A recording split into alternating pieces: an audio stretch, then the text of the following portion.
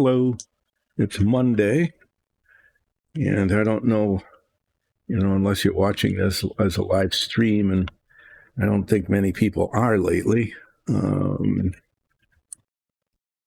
If you're watching on YouTube, then you'll be watching this later, but for me, it's Monday morning at about 10 o'clock, and it is Christmas Eve.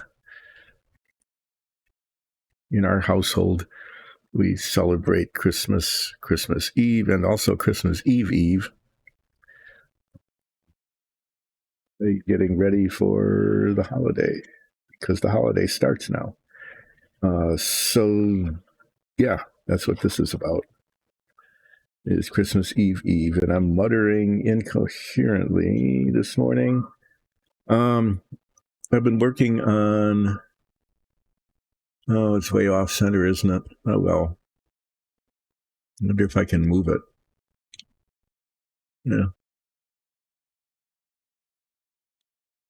better. I don't know. Not quite sure what that looks like if you're watching the stream. But on my monitor, I got the Savoia S.21 continues. Happy holidays, more centered.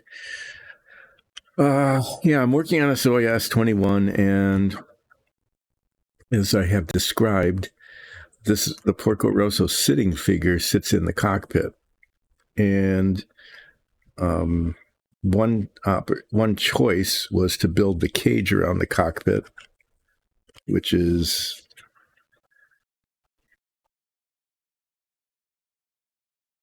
this bit here, these pieces. I've got these pieces ready, and I could put them into this configuration, but if I did, then I might not be able to get the Porco Rosso figure through the top into the seat.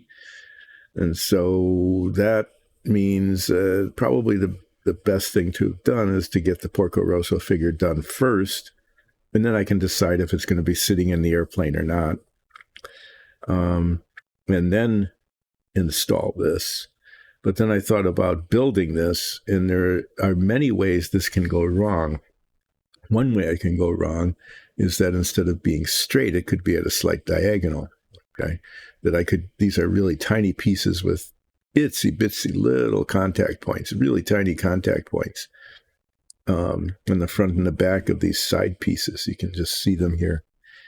And there's not very much where they attach to these fore and aft supports. And so one thing that could go wrong is that they could be twisted. And then when I tried to install it, one side would be to the right and one to the left, or vice versa. So that would be a problem. That would require it to be disassembled and put together again. The other thing that could happen is that it actually could be too long or too short, because again, these are tiny contact points. And these two pieces need to fit exactly into their spots on the fuselage. So if I somehow or other got it straight, but either too long or too short, then it won't fit, and then it would have to be taken apart and reassembled. There's that. So this has just been not happening for a good long time now, if you've been watching the stream. So what I've decided to do is get the Porco Rosso figure done first, and if I put it in its seat, I'll do that before this is installed. And instead of just building this and hoping that it's the right length and not twisted, I'm going to put the fore and the aft into the fuselage. I'm not sure if I'm going to attach them or just set them in there, but then I'll know what the proper length is, and it'll be straight, okay, because they'll be there already.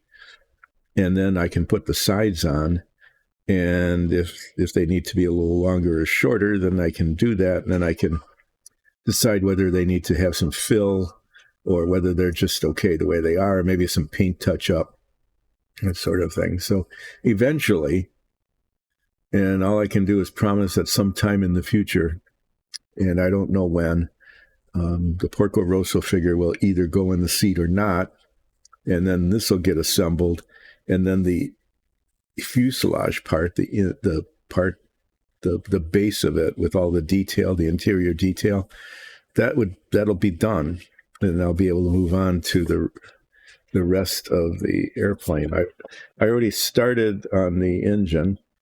Okay, I've got the two sides put together. I need to clean up the seams, and then the two halves will be joined at the crankcase, and then I'll take care of the seams there. And then these bits go on, and then it needs to get painted. And that's another story. And then the cowling for the engine gets put together.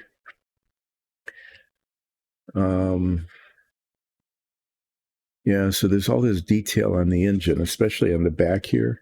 I think these are like carburetors, maybe. And then they get covered up. So I'm wondering if this part here, which covers up this stuff. Okay. When I get around to it, I'll be test fitting it, but you can see how it comes together here. I'm wondering if that isn't one of those things that's not cemented on.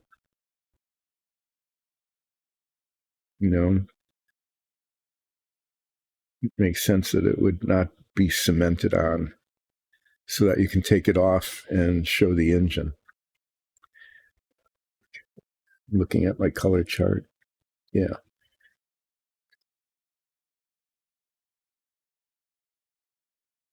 Mm-hmm, mm-hmm, mm-hmm. And then I'm just looking at colors here. Yeah, the exhaust manifolds go on. And I think these are radiators. Those are made up of different parts that need to be put together, and the seams need to be sanded down. And then, they're gold and red.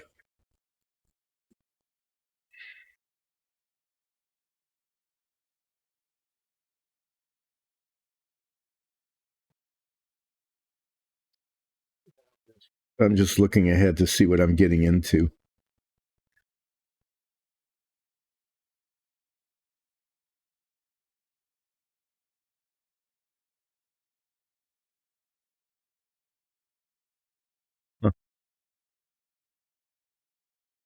Well, the inside of the engine casing is painted metallic. Probably because it's metal. The outside is painted the red color of Porco Rosso's plane. But the inside is painted metal. I guess that makes sense. Most of the plane is actually made out of wood. Like when the insides of this that holds the engine is metallic, but the inside of the hull, the whole inside of this is painted the color of the bottom, that desert yellow with a brown wash. I guess that makes sense. That the plane is mostly wood, but the thing that holds the engine it gets really hot, right? It's not going to be made out of wood, so they made it out of metal, and they make wonderfully detailed painting instructions say to paint the inside of it. That's pretty good. So I started working on the Porco Rosso figure Friday, and I have to say it really hasn't been going very well. Just not. So I'm almost afraid to take a look at it and see how it looks.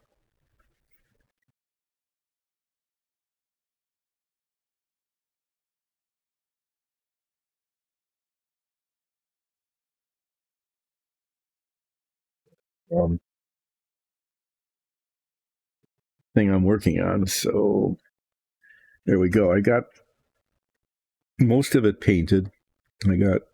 Except for the suit and the boots, because the boots are buried in some sticky tack on a little holder thing.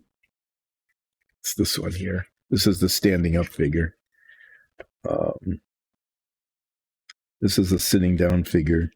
I made a huge mess of the goggles on his right eye goggles. The left eye goggles turned out okay, but the glasses, I guess, the goggles are up here. But that's just a mess. And just I have to see if I can fix it.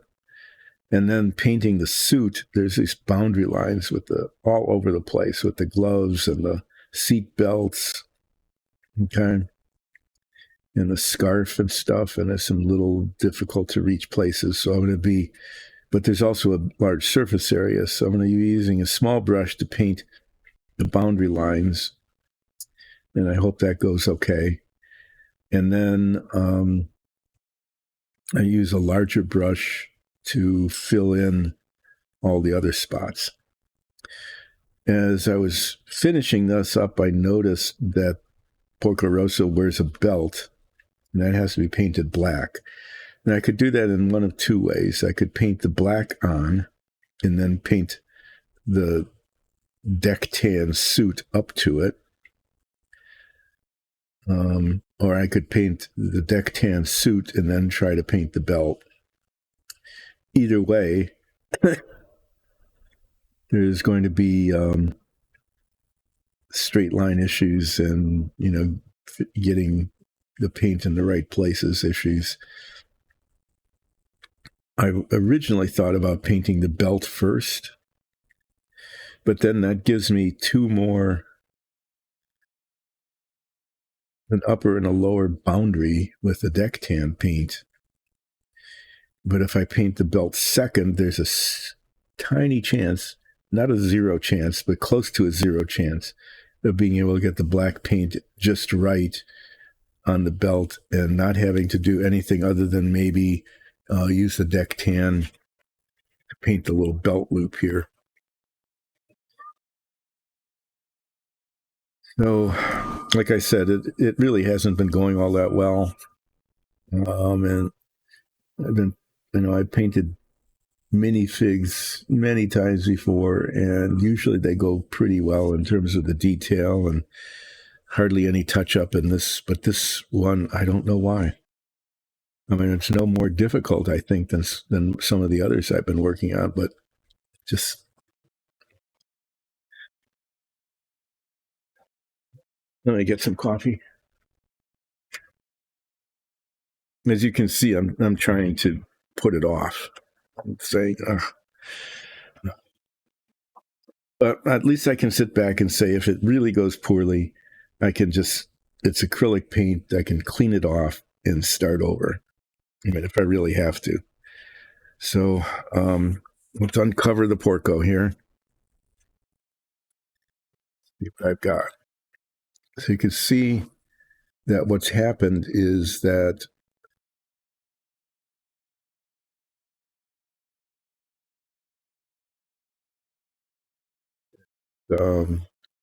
it's not too bad, but it's not very good.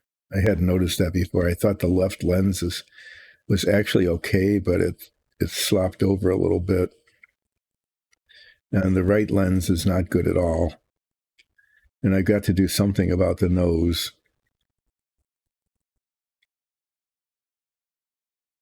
I don't know how I'm going to get paint in the little nostril holes. That's where I am tempted to use the fine pointed felt tip pen, but that's also, as I discovered, the ink melts and then it just makes a mess.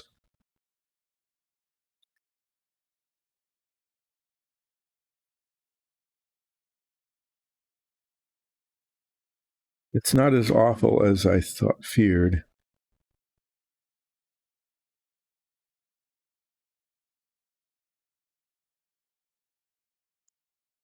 Okay, well, I'm going to need the black and the flat flesh and a little bitty brush and the head magnifier. And I just need to get the face right, no matter how long it takes, and then I can try to tackle the rest of it. See if I can make it look okay. And you can see all the stuff that needs to be painted, the deck tan, and Well, I need to get the sticky tack below the pants line here so that I can do that.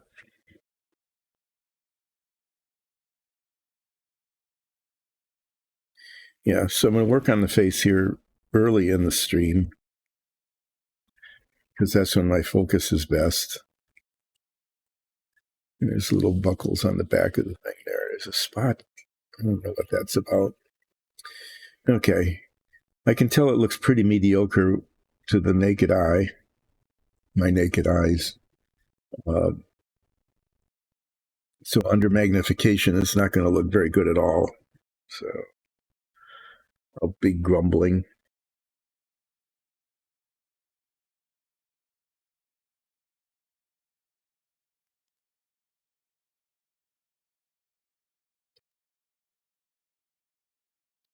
I'm going to do the black on the right eye goggle, the right eye glasses, the round glasses thing.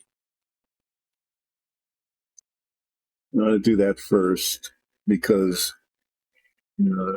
what happened last time is there was just too much paint and the paint ran. So there's always this, too little paint and it doesn't come off the brush. Too much paint oozes into where it's not supposed to be.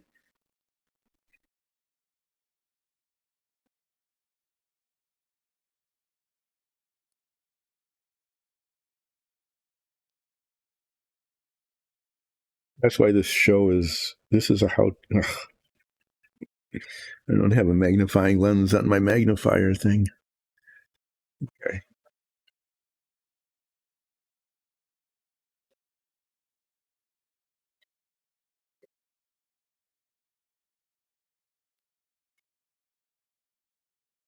I'd say that was a senior moment, but for me, every moment is a senior moment. They're dirty, great.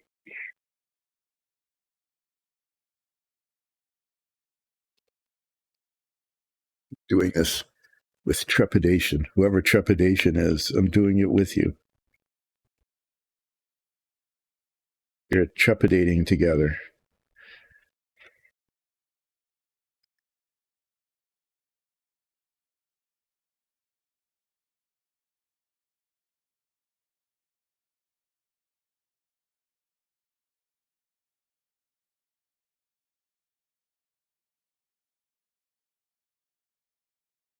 Why this could be is so hard. It's nice. It's a nicely raised surface.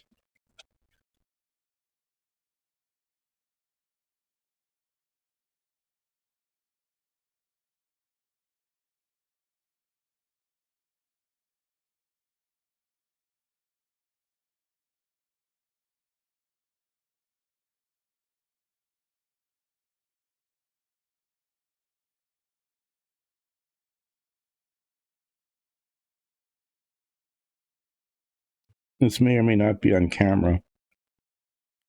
To be honest, I don't care if it's on camera or not. It just needs to get done.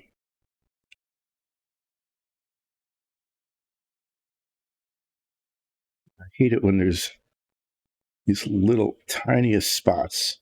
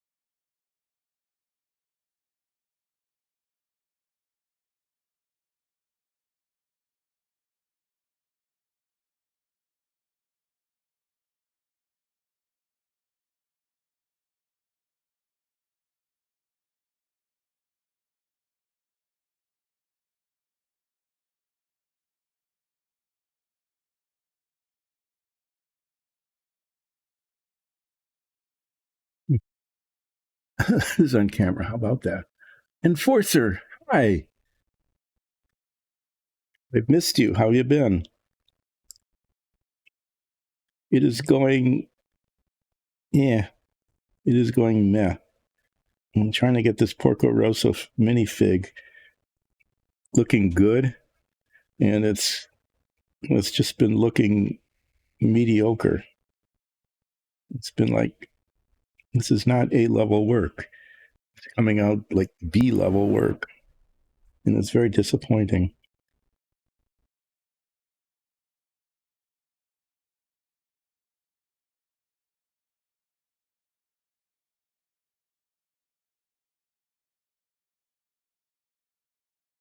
I can't tell what the problem is.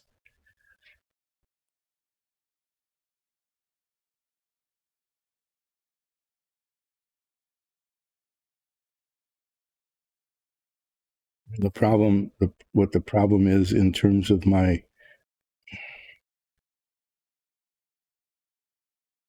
not getting the paint in the right spots.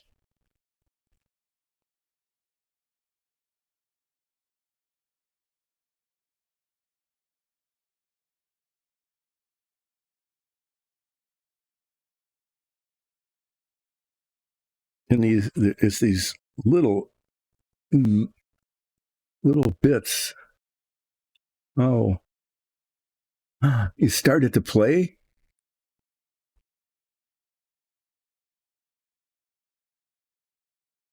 Oh, I'm not sure about that.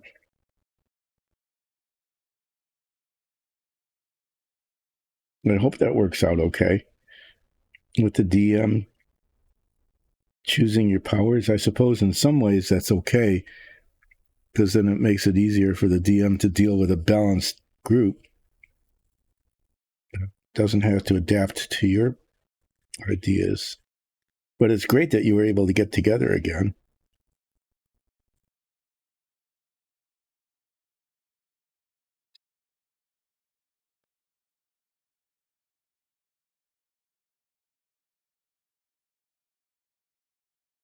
Make a vague concept. Oh my. Yeah, I almost understand what it's like to start at level 0. I mean, in our D&D show, we started out at, level 1, but it wasn't a very good level 1. We didn't have any equipment or anything really. And we stayed level 1 forever. We had actually gotten to the point where we didn't believe there were such things as levels.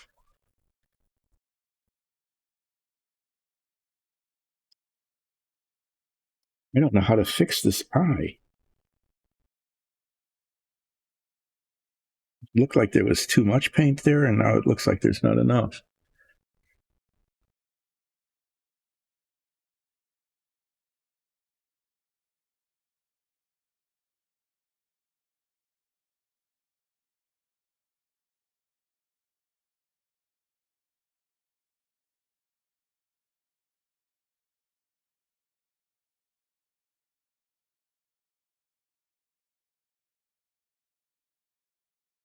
The only good thing I can say right now about how this is going is that my hand isn't shaking. Yay. And that's about it. So what do you have any idea yet what your character is going to be or what it's going to be like?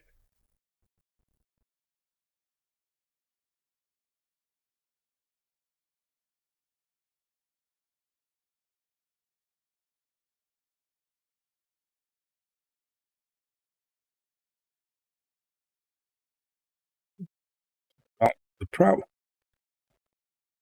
the tip of this brush is really fine, but I'm going from it's hovering over the black, and I can't tell where the tip is.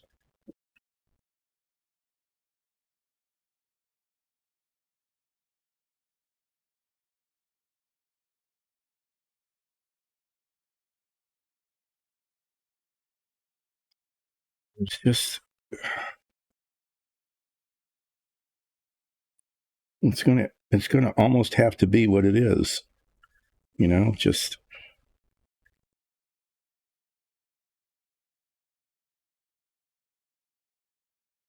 get it any better. Oh, Chloe, okay. Coffee feather. Oh, okay. That's really cool.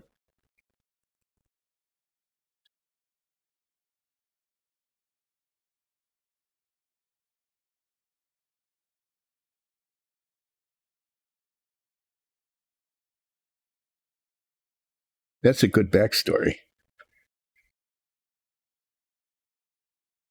Being a fire lookout. So do they get to live in like a tower?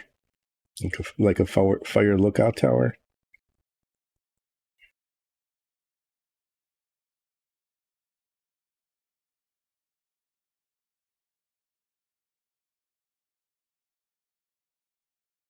No, this is getting pretty close to not being awful.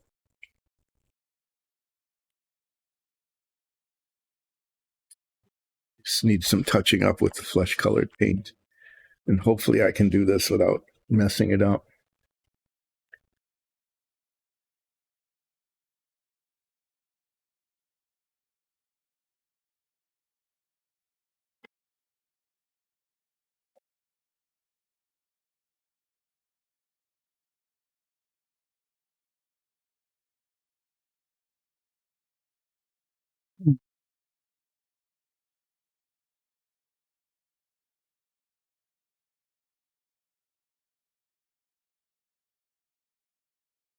No, a hurdler, okay. No, stupid Becky. Is Becky going to show up as like an evil boss figure in the campaign? It sounds like if you've got a childhood, somebody who ruined somebody's entire career, that they should show up and just be an ongoing evil character.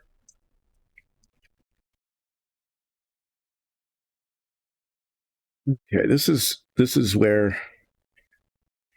something that's going just slightly adequate could go bad again.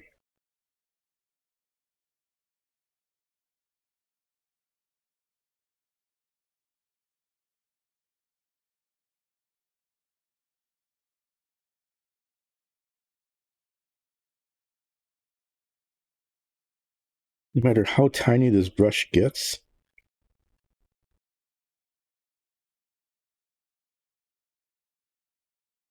down to one filament now.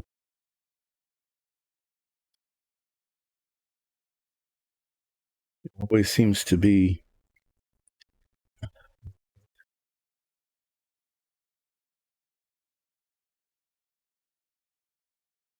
Now I have to come back with the black.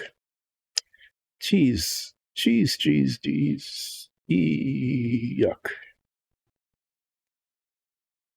The glasses on this right side they're going to be forever pain in the butt.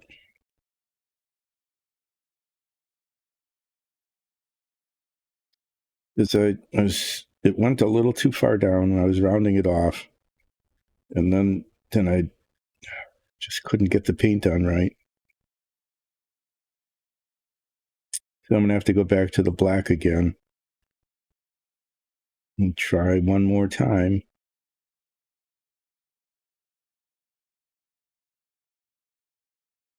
I thought I got that spot too.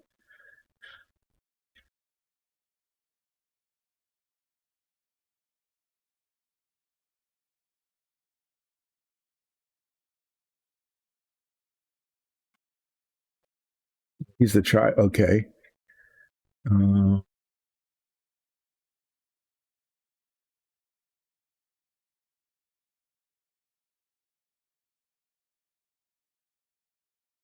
That's a pretty good start. I really like what you're doing there. And I don't know. I think you should mention your backstory, at least talk about your backstory with the DM. And then the DM can decide whether Becky will come back at some point and torment you or not. It almost seems like the kind of thing that Becky would do, though. It's like, just never leave it alone. So is Becky from the same tribe?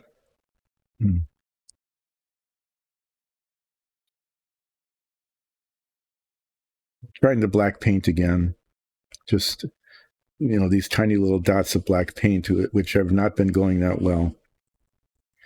And I thought there's one on the goggle here that I thought I had gotten. And then it didn't.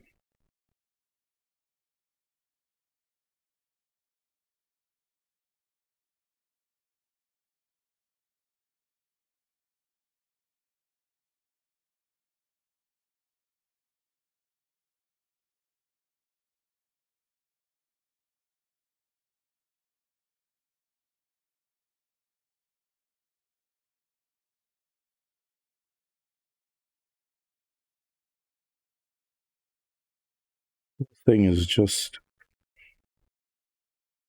do not know why it is as it is. Well, that's just dust. Thought it was a spot that wasn't painted.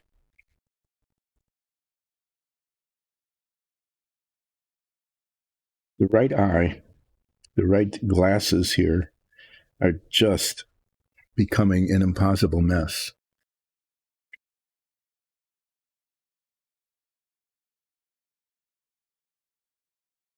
Yeah.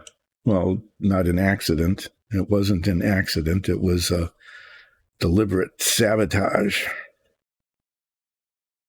Becky just sounds like a horrible person.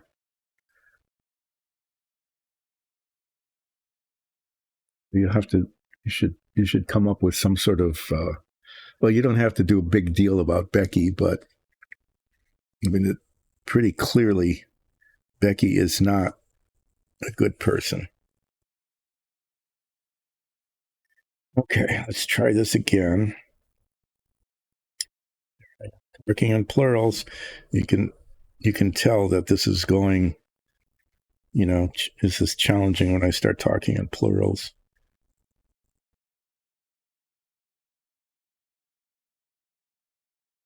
Oh, come on. My hands started getting shaky.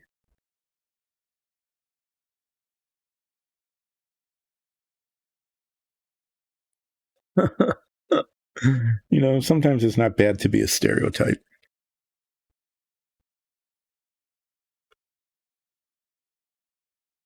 A witch, but also starting with another letter.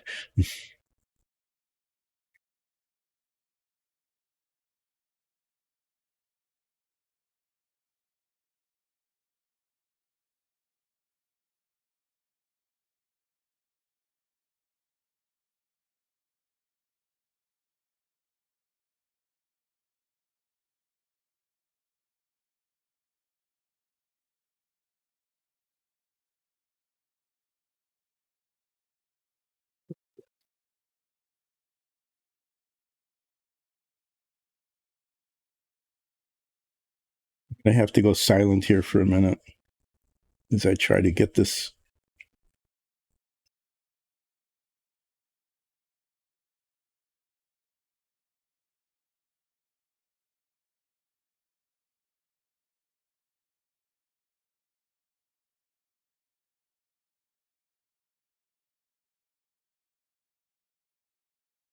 The bristles on this brush are slightly curved.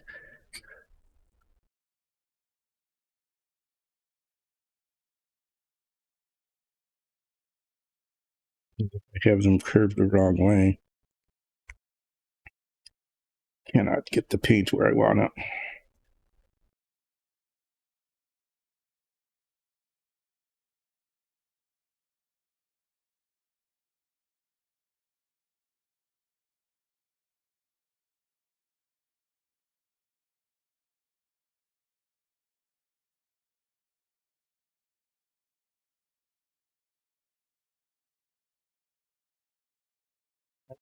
Was able to get the other one to work. and why this one is just so impossible.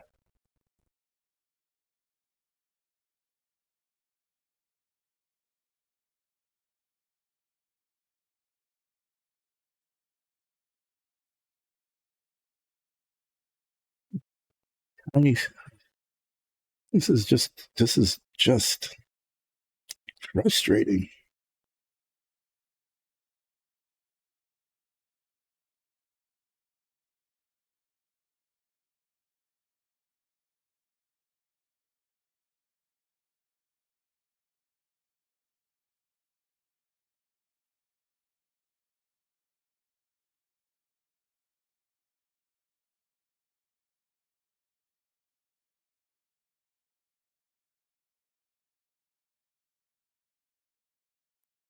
I think that's as good as I can get it. It's okay. It's not great, but it's okay. And then I've got a spot up there I have to touch up with the flesh. Well, yeah, you need to tell the DM about Becky because the DM needs to know, because at some point your backstory about why are you a barista has to come out, right? And this, if it's because of Becky, then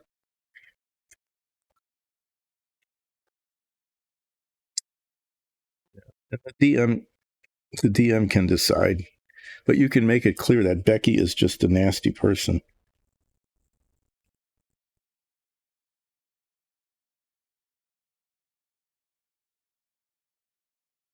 So are you all playing like humans?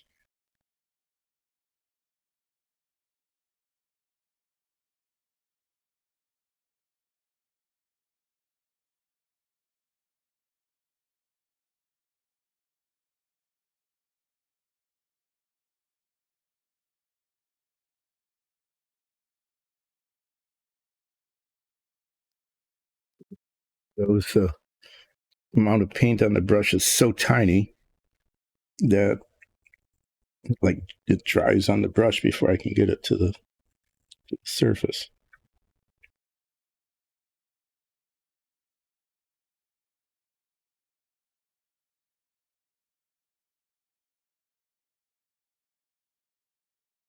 That's the problem.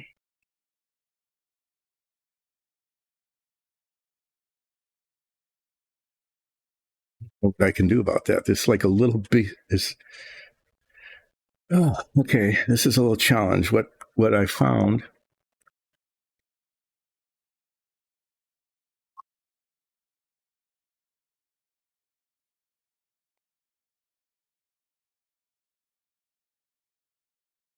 You woke up in a prison. Well, that's kind of an interesting start. What I'm finding here on this model, just so you know why I'm going, oh my God, what I'm going to do about this is that one of the reasons this has been so hard to paint and why there's a little problem here is that like there's a little bristle or a piece of lint or something got painted into the surface. I didn't know was there. And it goes across its face right there and actually into the goggles.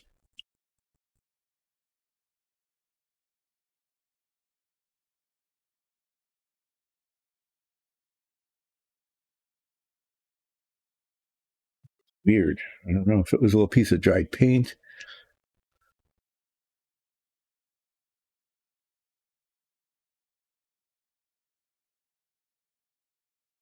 Oh, nice. So, how did that happen? Did you lose the lottery or something? That you were the designated victim?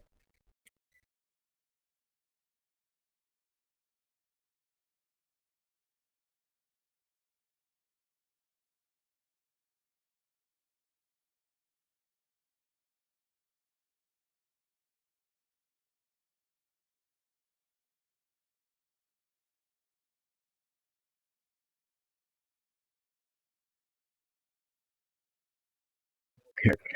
So, there's one that got created here as I've tried to fix another problem.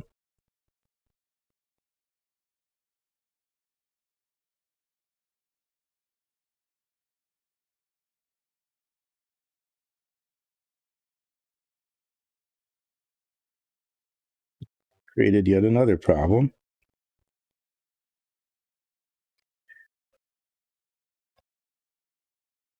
This right eye is turning into a disaster.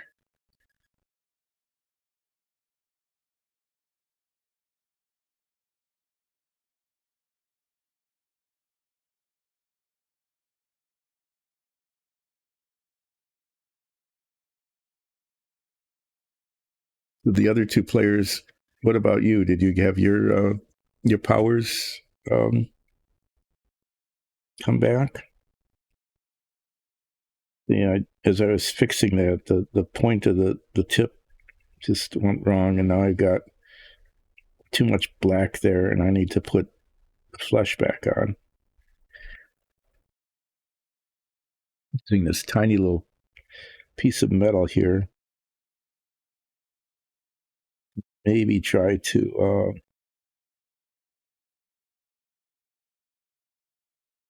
scrape paint with some success.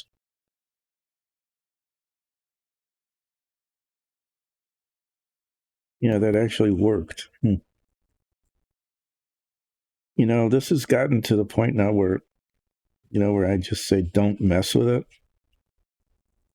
It is to the point of not messing it again.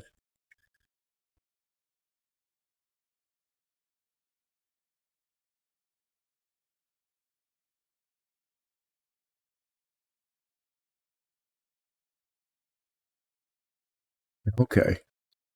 What are your powers?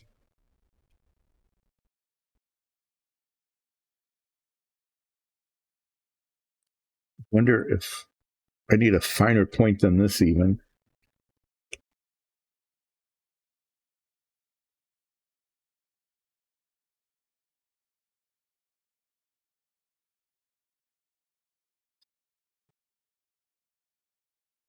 It'd be weird. I'm gonna sand down the point of this toothpick.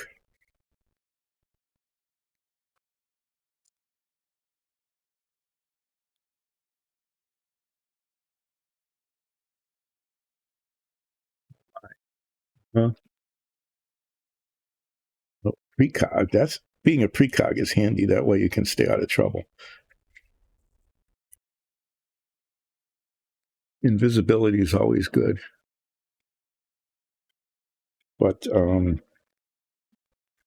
Psychic Scream, I play. You might not be surprised. I don't know, but I play World of Warcraft from time to time, and my character has Psychic Scream, and I actually use it when I get into deep trouble.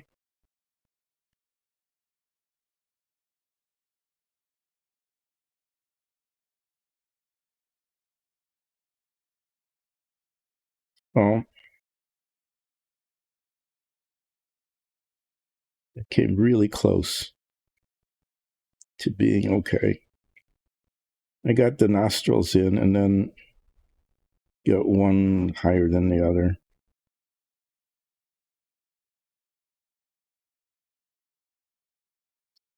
I try this technique of scraping paint away.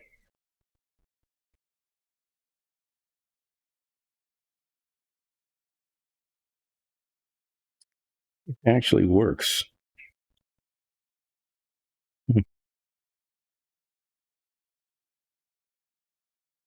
It's just slightly bigger than the other.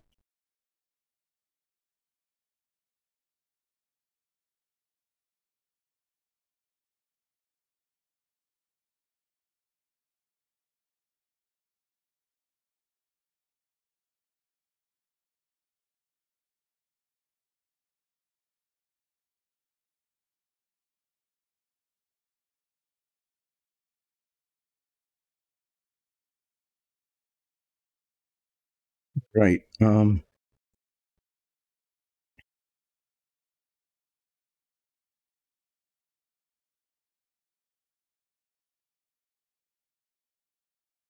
leave the face alone. I'm going to show it to you, and you can see. You can let me know if you think it looks okay. It looks okay without this on.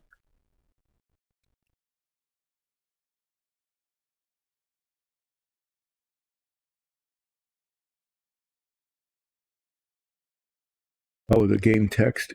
Um, yeah, that can happen. It's possible now, at least. I don't know if it was the last time you played, but it's possible to make the text bigger. But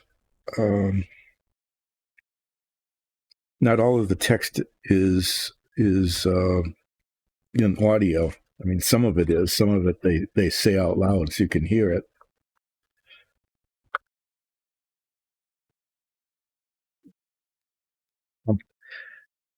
Keeps looking like he's slumped over because he's supposed to be seating. He's supposed to be seated, like sitting. So, what do you think? Does Porco's face look okay?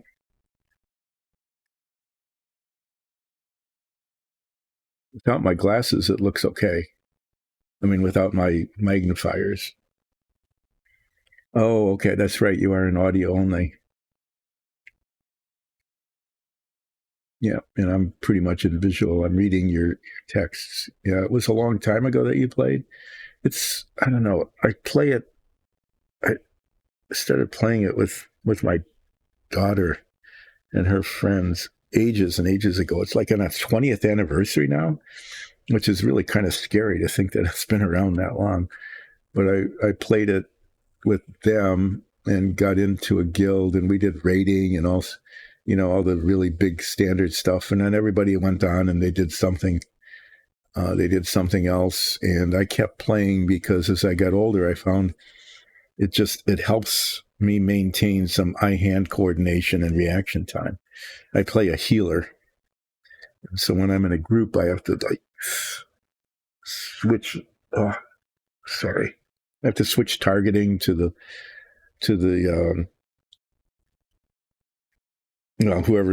whoever needs healing. I have to switch targets and hit the right buttons. And I play a priest, and priest's healing has about 8 different healing spells. Okay, and so I put them on the action bar, and sometimes I can hit them using the numerals, and sometimes I have to use the mouse. But it does, it sounds a little weird, but it does actually help me keep some reaction time and eye-hand coordination doing that. But I'm finding that when I'm playing with other people, I'm like the slowest. Oh yeah, a lot of people, especially if they're doing solo work, they do hunters because they have a pet that can sort of the pet can be the target of the adversary that they're fighting.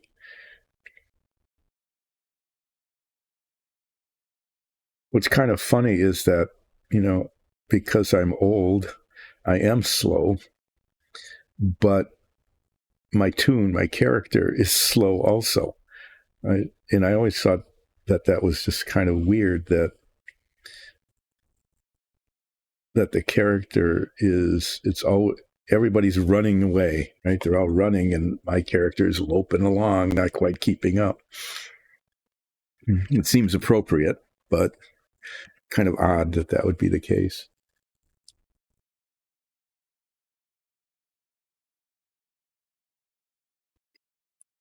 No, thank you for that. I hope there's nothing wrong with being slow because there isn't any choice. I do everything much more slowly now. I find that I bump into things when I'm reaching or like smashing my elbow into something as I'm passing by something else. And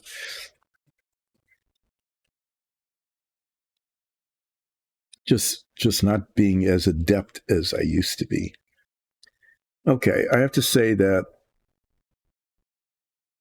if I'm looking at this without the head magnifier, Porco looks okay. And now I need to start working on the suit. And all of this is one color, but there's a lot of boundaries, and so I'll be going very slowly around the seat belt especially the seat belt and the gloves. Oh, did I decide? I haven't decided yet.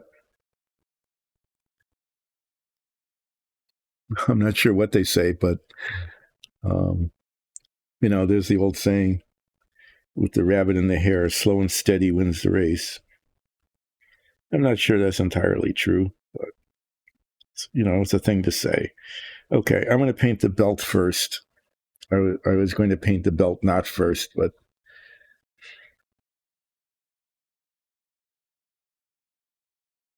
I think I am.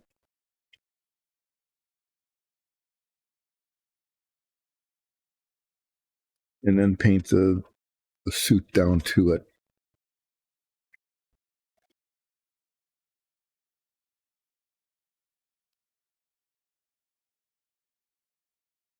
Well, I have found that slowing down makes a big difference in terms of not making mistakes or in literally tripping up. So it can sometimes get a little frustrating for the quicker people around you, but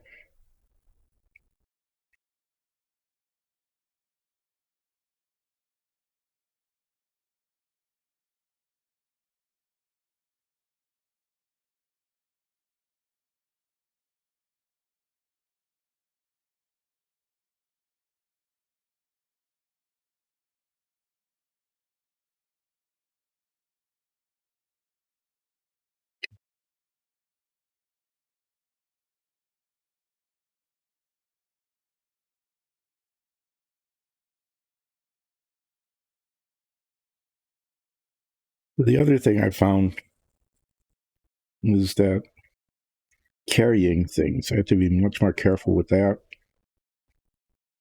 Like if I'm carrying things up or down the stairs, it in multiple ways, it's better to make several trips carrying less than one big trip trying to carry a lot.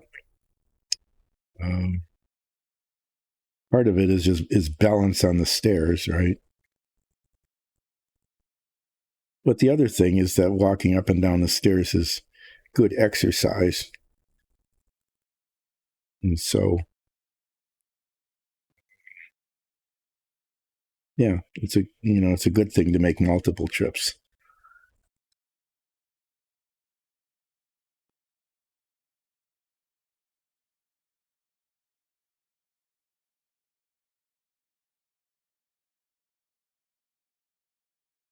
You pronounce it clo?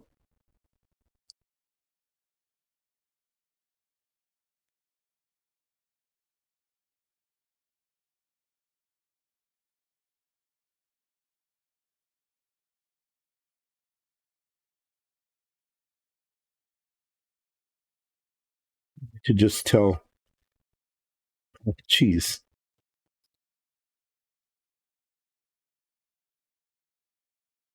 I I don't know how I did that. I just got, it's going to get painted over, but boy, I just made a mess.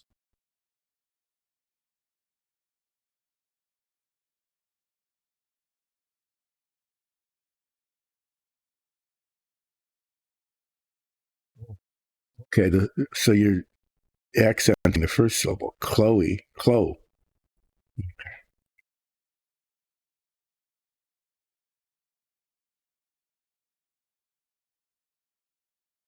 There's a belt loop here that I'm painting over. And then when I paint the suit, I'm going to try to make a very tiny little line, with the belt loop.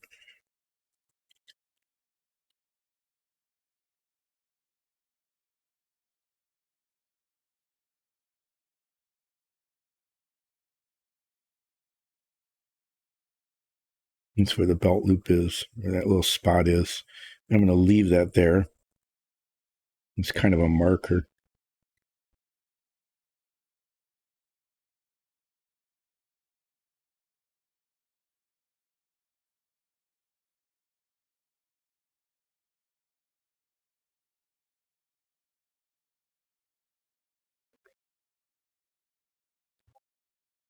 Oh, I like that pronunciation.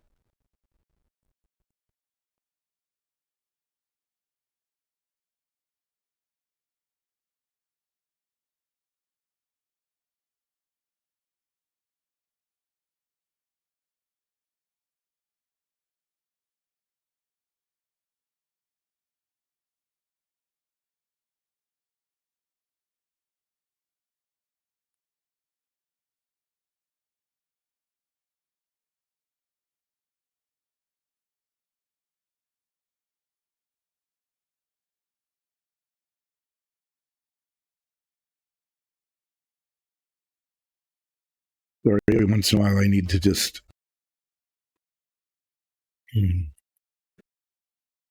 hyper focus on what I'm doing. Just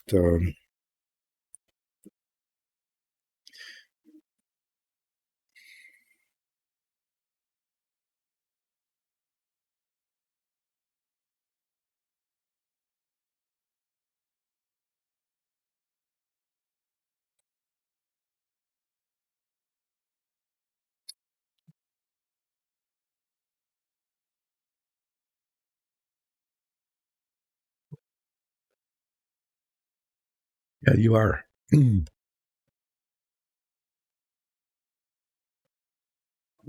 Okay. No, that makes sense. Chole. Well, your spell check might be trying to put it back as Chloe too, because that's a more common name. With Chole, then it makes sense.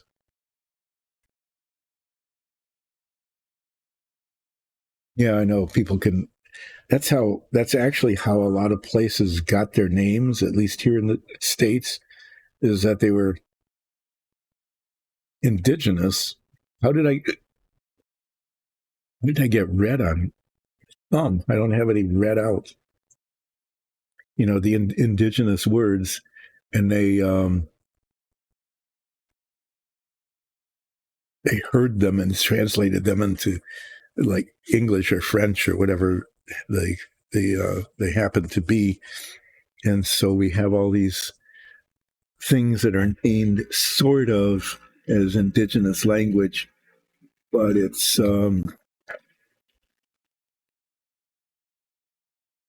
how people misheard it. So yeah, when you say cola or chol, a soft ch or a hard ch, um, yeah, people hear troll as opposed to chol because that's a word they're familiar with. That's how those things happen. It's people just shorten it to whatever sounds like in their languages.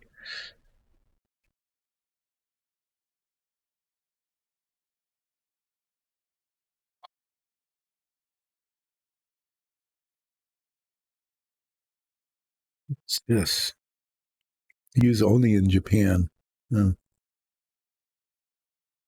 Uh, okay.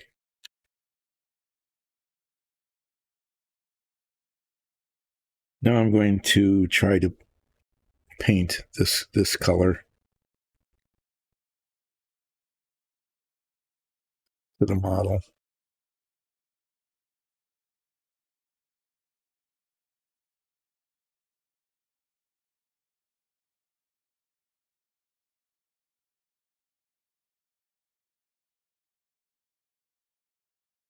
Yeah, my brush got even tinier. Some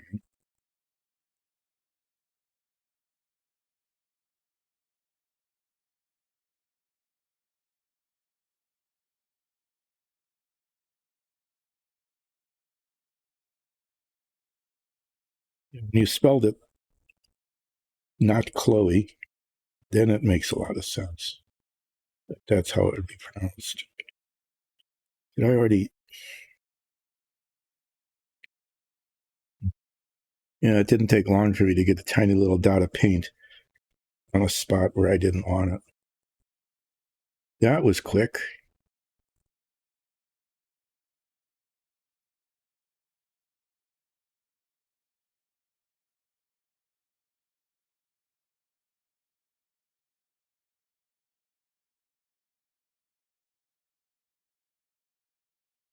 To do some green touch up spot there. To go around and fix things because there's inevitably a lot of touching up to do. This, I'm not going to mess with that.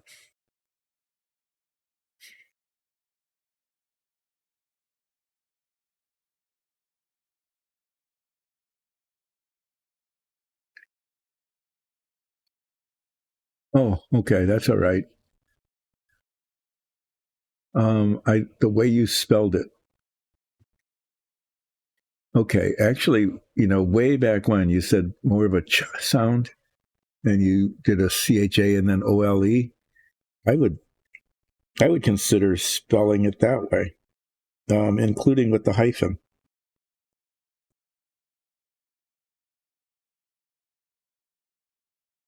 It's something to think about doing. That might work for you.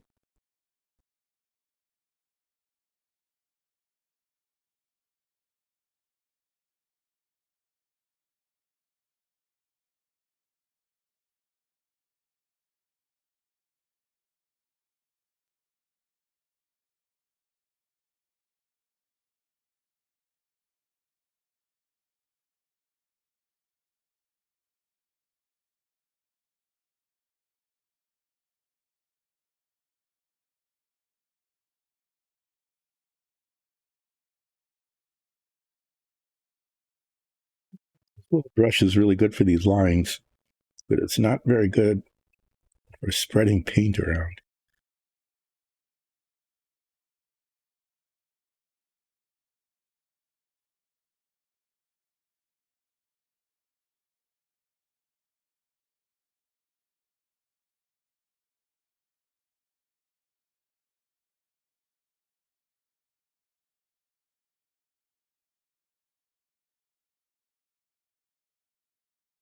Yeah, I like that. I like that. I like that a lot.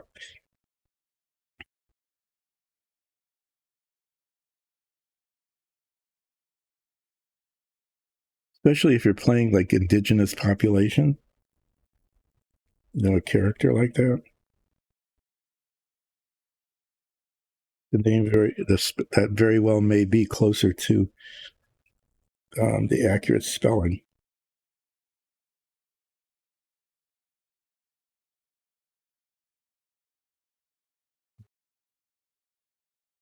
The edges. This is one of those things where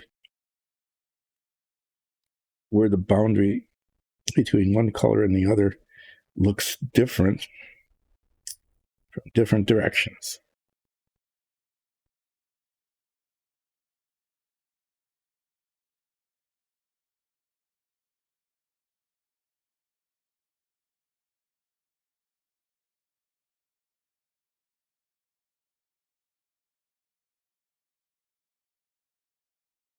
Well, at the rate this is getting painted,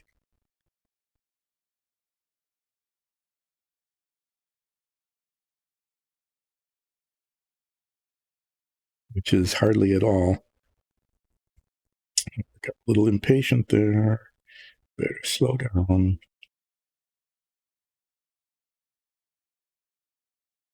I smashed the brush into the paint.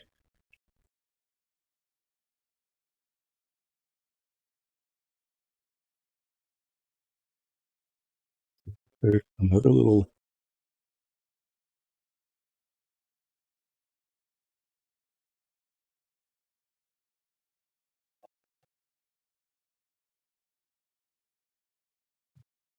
Yeah, the name's not familiar to me, so I'm not sure where you would have heard it.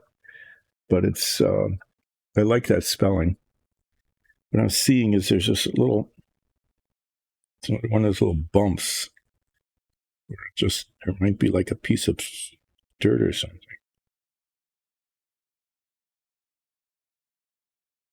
there.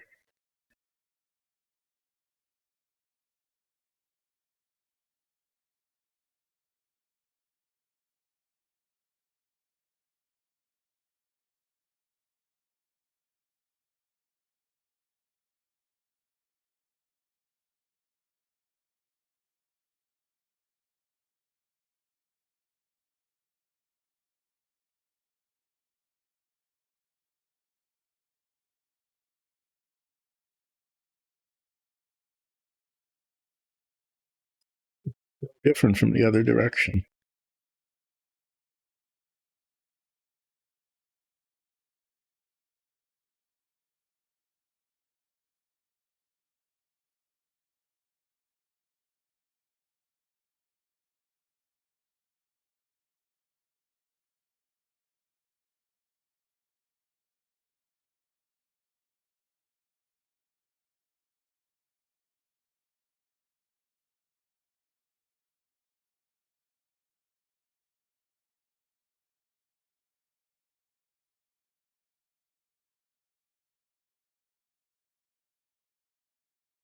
So I was looking at it this way. It was a really nice smooth line. And then I turned it around and yeah,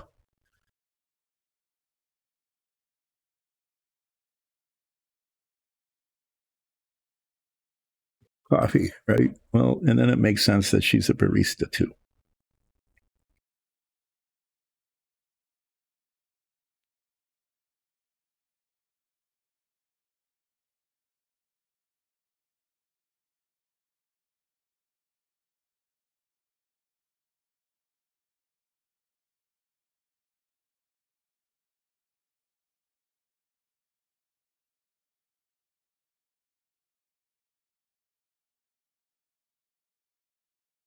Just not satisfied with this, with the line here.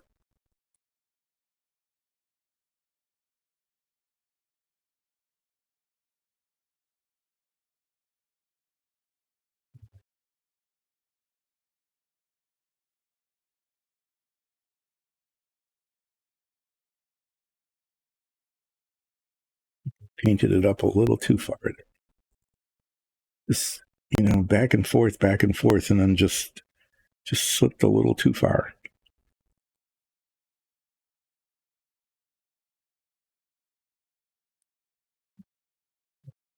Maybe I'll correct that later, maybe not.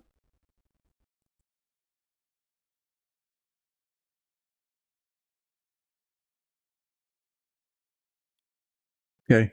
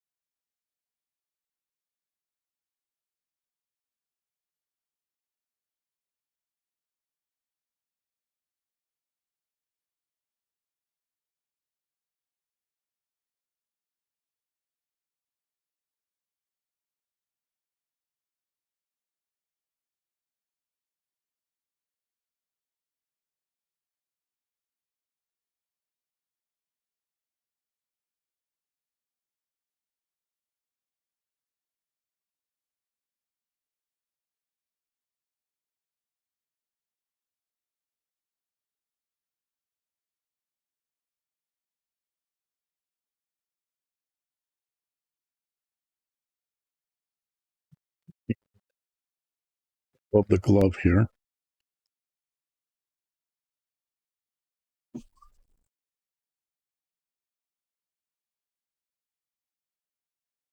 I'm going to have to revisit the seatbelt. Don't know if it's gone, if I got too much of this color on it or too much green. It's really clear.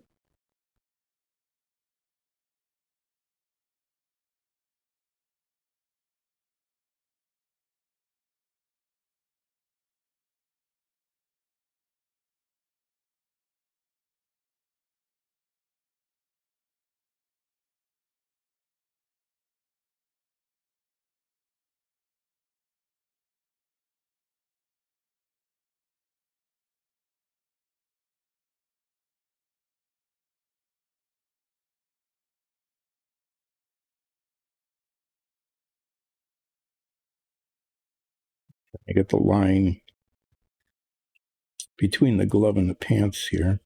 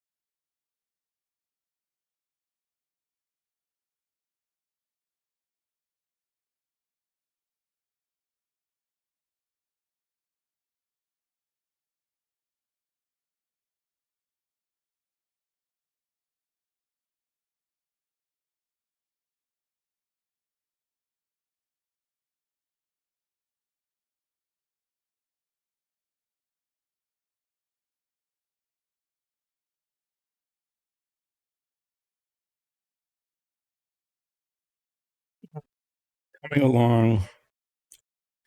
Right now, it's coming along not too bad. I'm glad to say, if something's coming along not too bad, that's pretty good for today.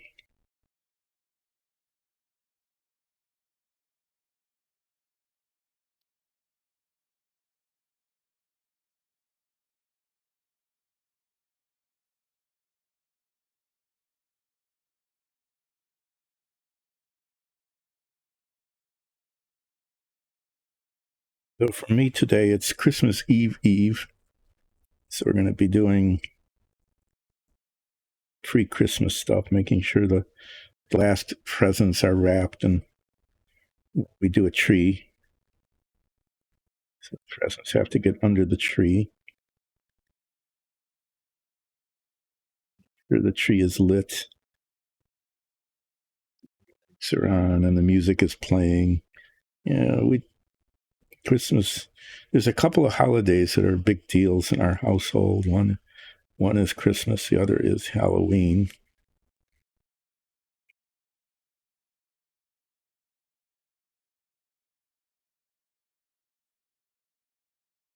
We have way too many Christmas lights outside the house. I think it's disturbing the sleeping patterns of some of the animals. But we turn it off like it doesn't go on all night.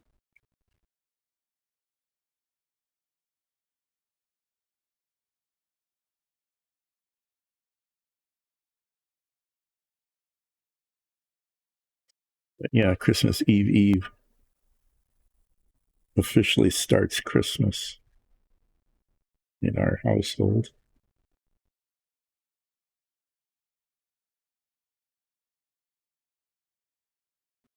Is today. So after this painting stream, I'll be doing, make a list, check it twice kind of thing.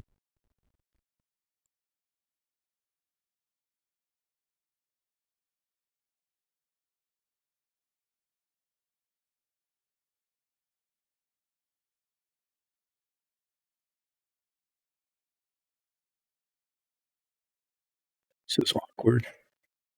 Just an awkward orientation here. No, good. I almost smashed it right off. What did you miss? What you missed is that I haven't messed up the thing yet.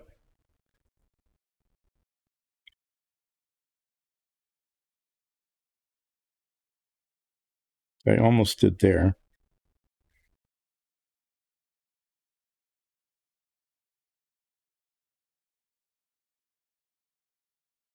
You get the paint even on the belt, and I got the spot.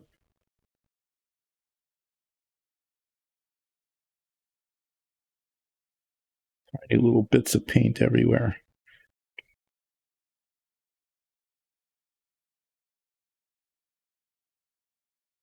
Okay, what I'm going to do now is I'm actually going to get a bigger brush, and paint the rest of this side of Porco Rosso's uniform.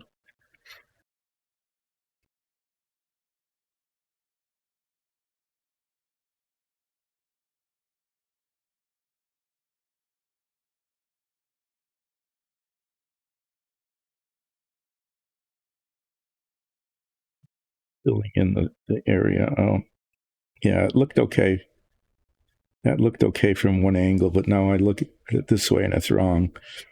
That's why it's rotating this thing really makes a big difference in terms of whether it looks like it's okay or not. And it's not okay. So I need to come back. I went a little too far with this uniform color paint. It went down to where the belt is supposed to be. So I need to touch that up with black. Oh my. How did I miss that? Is it going to matter? No, you're not going to see that. That's going to be on the seat. He's sitting on that, so that won't be visible.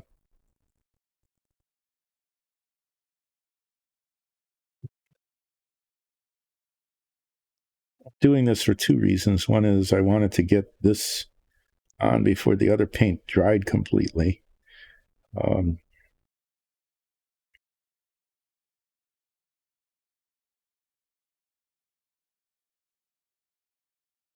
Be doing it with this brush.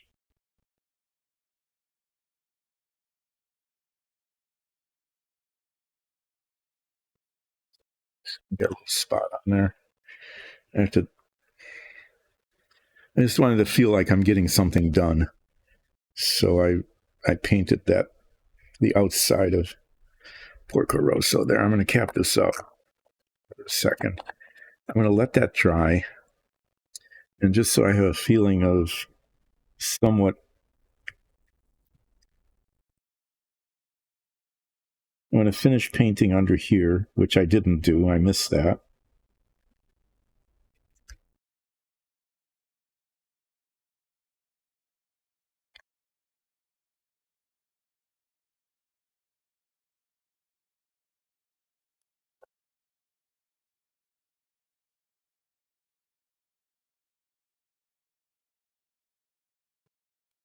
Paint.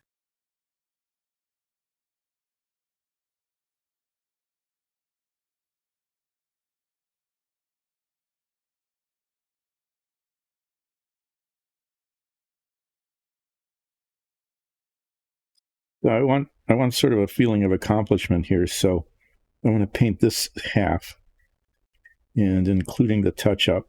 I usually don't do that. I usually like to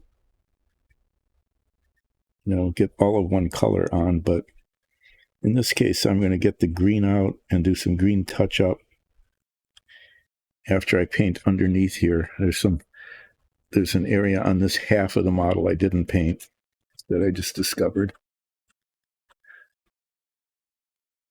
No, it's a feature of the stream to ramble.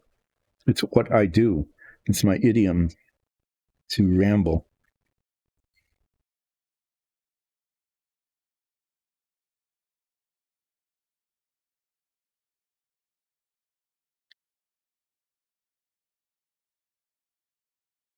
I think that anybody who's in chat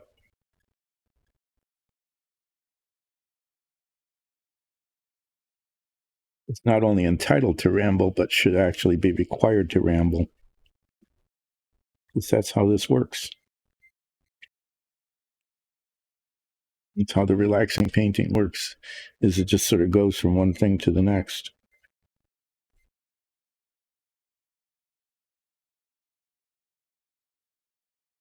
I can talk about things like vacuum tubes and aeronautics peaked in the 1960s.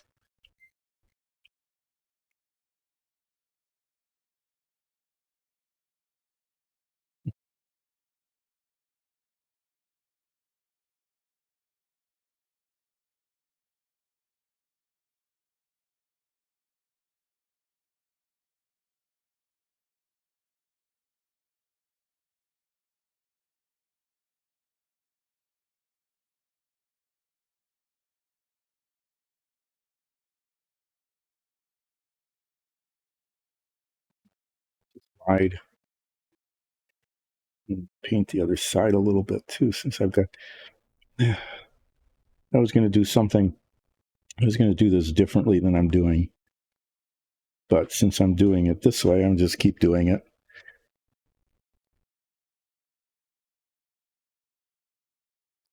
Yes, one was Thunder, and oh, I forgot her mother's name.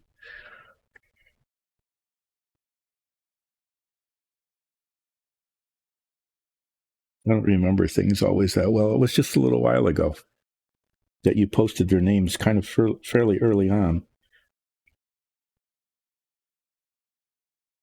So what I was going to do was do the touch-up. I was going to do the touch-up on the side that I completed before I painted this side. But then I just started painting this side.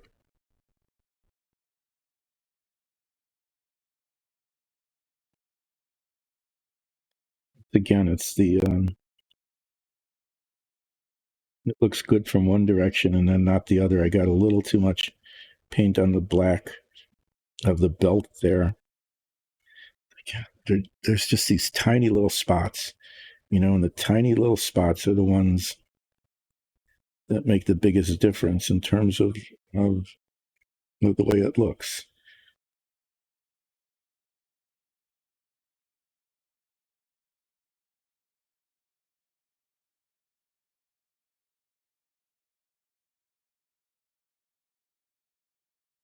Especially when it's like a light color against a dark color.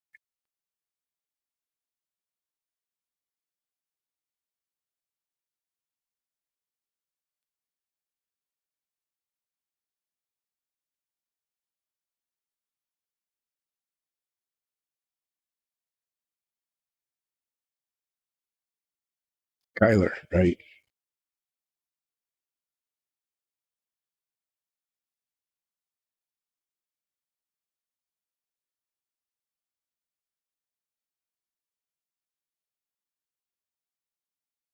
It, oh my. I wonder if I can wipe that off. I don't know how I got that on its fingers. Really have no clue how that happened.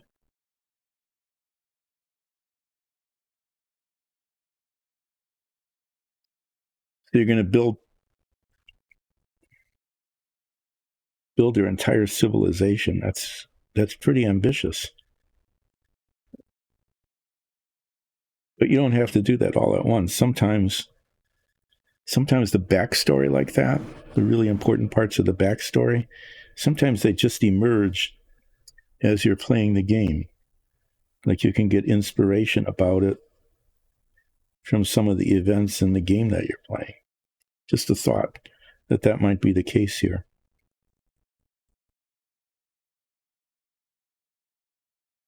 That as the other players interact with your character, the way they interact with Cole, Joel,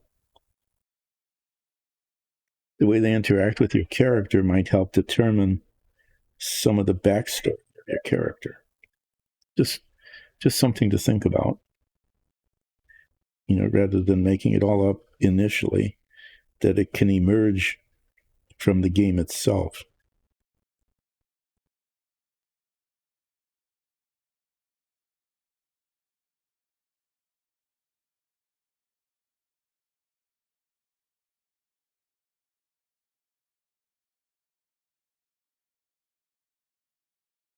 Oral tradition is something I think we really miss, just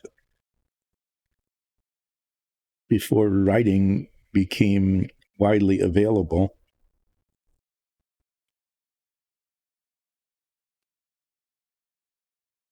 The way history was preserved was people memorized it and told stories. And so what we do as reading now, which is, just a real solo activity, we do as reading now used to be entire communal events. I mean, the entire community got together and listen to the stories from the storytellers whose job it was to remember, to memorize these things and to relay them. And we have lost that entire, when you think about it, we've lost that entire social interaction around storytelling, which is actually a little bit sad. Kids still get that, okay? When kids are little, because when a parent is reading a story, okay, when a parent is reading a story, it's a little bit like storyteller passing on a tradition, like within a tribe. Not quite the same, but close to it.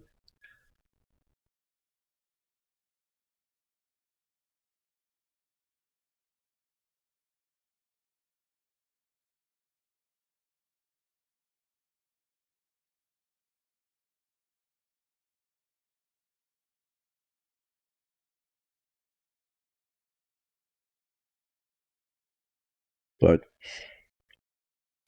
oral, like these oral tradition things, can keep a story alive for thousands of years.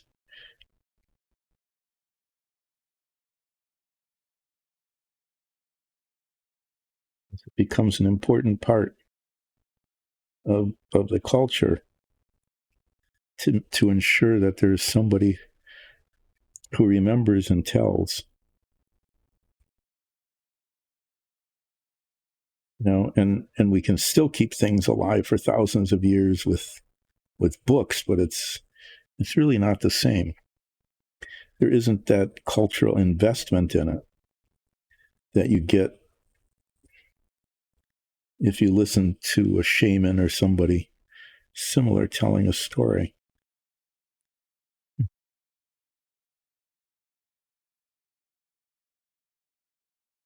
Even if you're telling the story, the same story in your family over and over.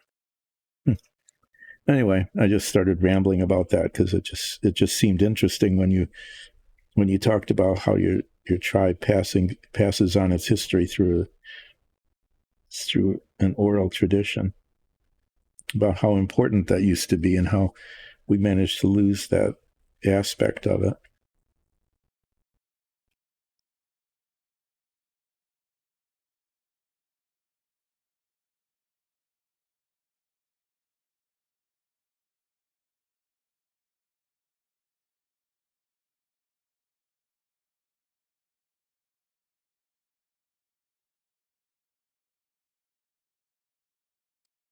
Just an awkward orientation for me to clean the brush. It's another one of those where one side is well painted and the other side is going badly.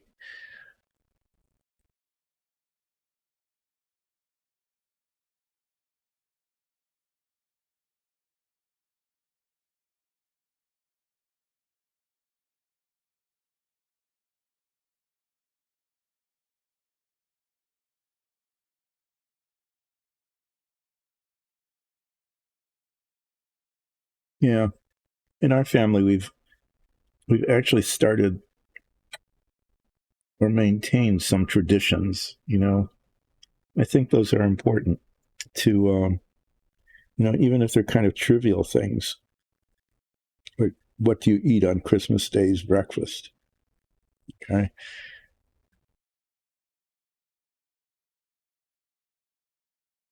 There's always Christmas Day breakfast, and it's always that. It's always the thing that we eat then. And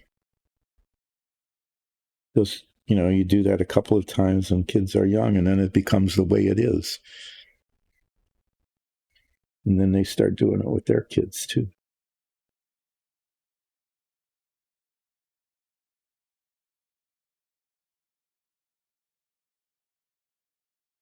Glasses aren't focusing right.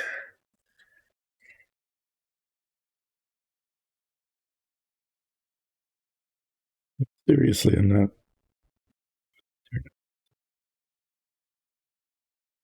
And the lens is, I'm not sure why.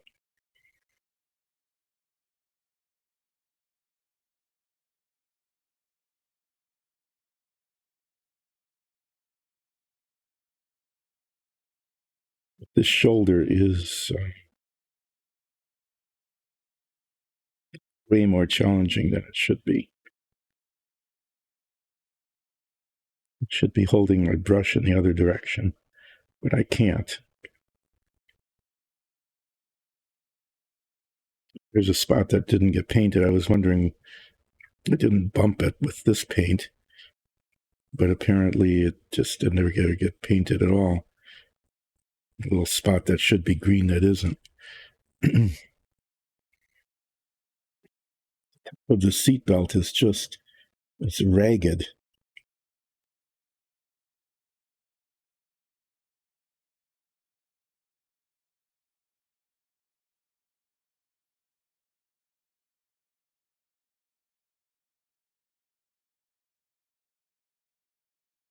Oh, so it's almost like 4 generations old now. That's really cool to be able to keep something up like that. And at some point, when you're a teen, you go, "This is stupid," and then a couple of years later, it becomes even more important for you than it did maybe for your parents. It's just an important part of the holiday,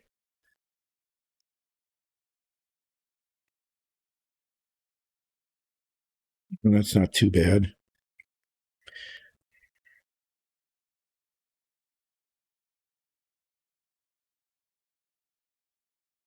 Except for that little spot there that didn't get painted to begin with. I don't have too much green touching up to do.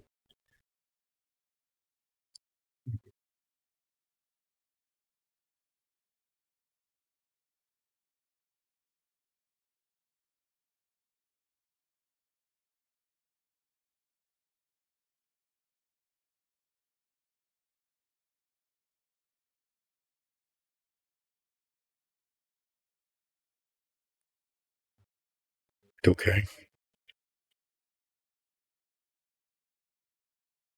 One thing about putting these little bits of paint on is that they dry. It dries and then kind of lumps up.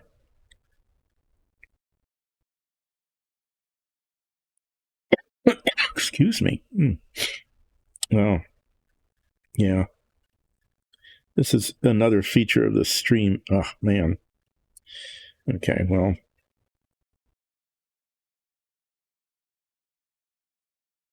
It's like this far into it. I start getting sniffly. There's a belt loop here.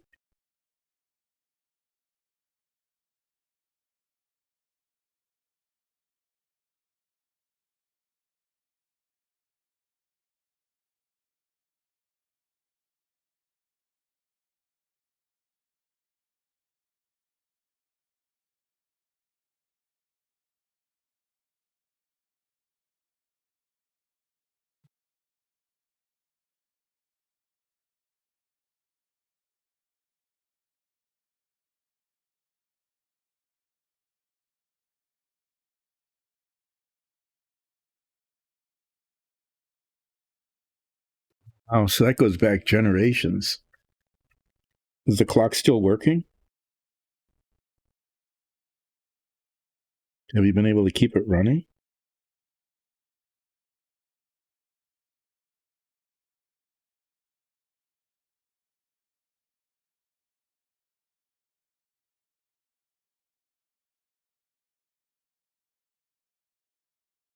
I really like that. That's really cool to have an artifact.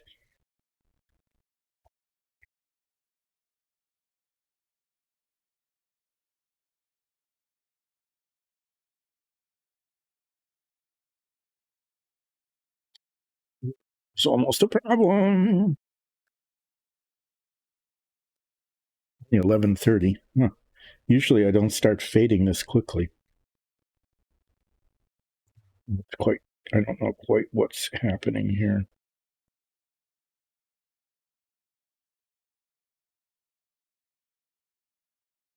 I might have to take a little bit of a stretch break or something where I get too much further. Well, yeah, that's the spring metal is pretty robust, but it's also fragile. So there is the possibility of, it could be broken.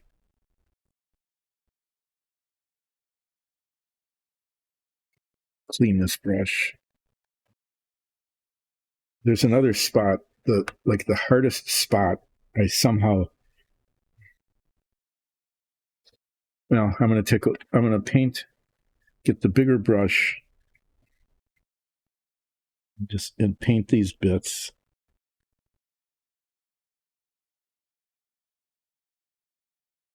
I need to restir this paint too. The surface of the jar, it's kind of weird. The surface of the jar is actually congealing a little bit. And that explains why I was having trouble painting. So, there's a little film forming on the top of it. So this is a good time to, before I get to the last bits, this is a good time to stop painting this for the moment. After I get the large surface areas done,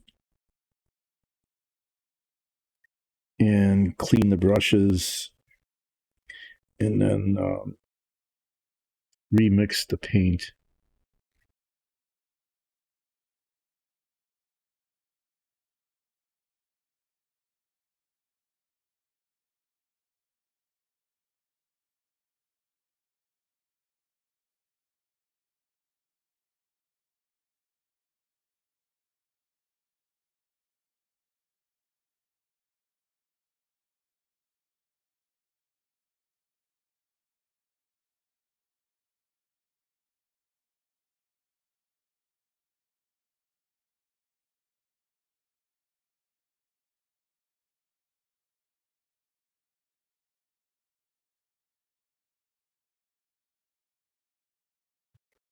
I'm going to cap this up.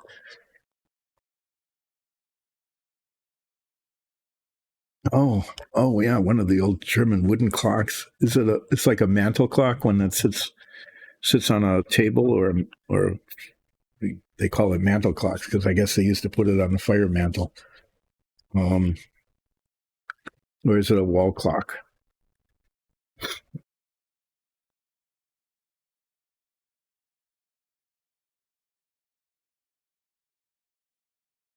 Put this back on here so I don't lose it.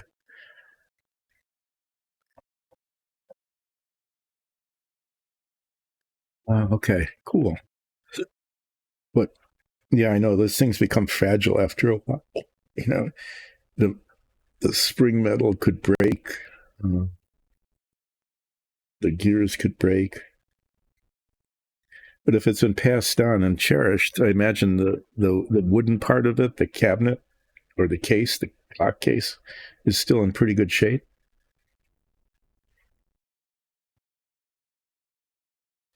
Okay, this is how it's looking. It's really not too bad.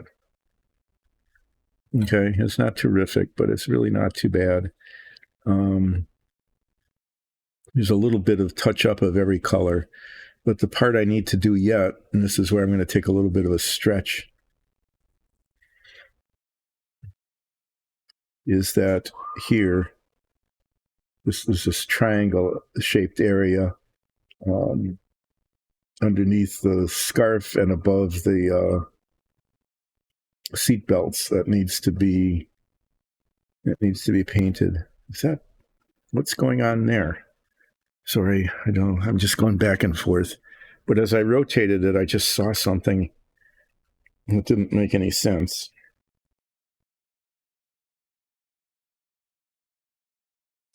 Oh, okay. Now it makes sense.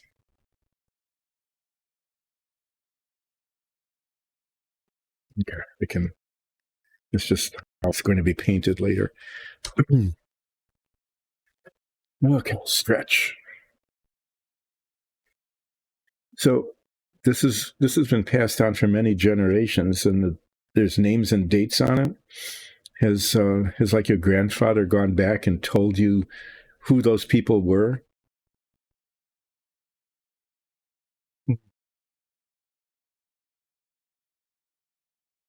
It would be kind of neat. I don't know. I don't want to meddle, but I mean, if you got a bunch of names and dates, hmm, it would be interesting, wouldn't it, to learn what their history was, like who were they, how did they fit into the family, that kind of thing. If it goes back generations ago, but maybe they didn't get along. You have to respect that if he doesn't want to talk about it.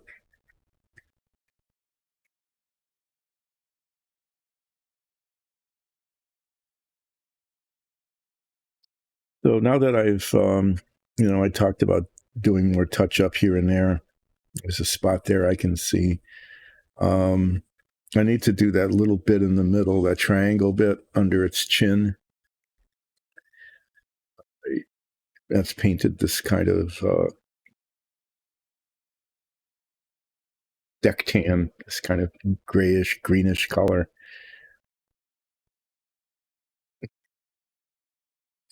And then I'll do the touching up.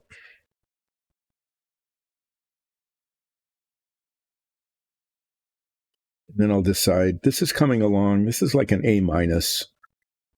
It's not too bad. It's come along okay. It's not like an A plus or even a solid A. It's an A minus. I think it's a little better than a B plus, the way it's looking. Pretty sure we'll see how this little part here turns out and how much work I need to do to fix it once it's done. I just wish I could get the lines just better. Just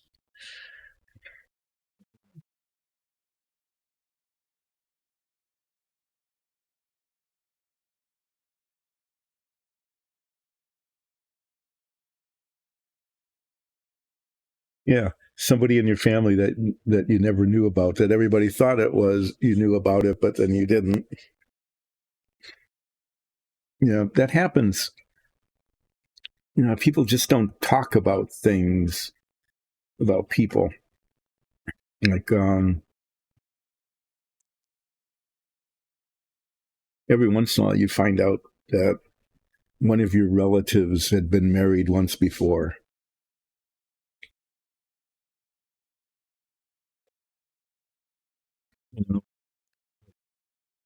I'll just make this up because this is a fictionalized version of our real families, but it's not. Okay, but it's like somebody got married, woman got married to a guy, and one day he just disappeared. I mean, like gone, and there and there wasn't any trace of him. No, it was a brother. I'll just say there was a brother of one of the brothers in a large family. This was gone one day, and there were, stories later about somebody being killed in a train accident, but there was never any confirmation whether it was that person or not. So there's this mystery, right? There's a mystery in the family where an individual is gone and you knew they were there, but now they're not, and you don't know what happened. It's those things can occur.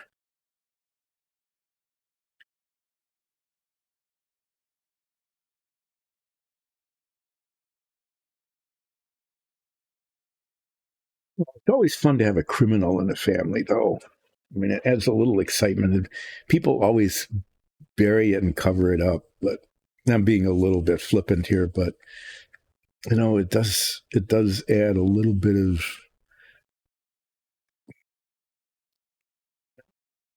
family's really boring, but there's a crime.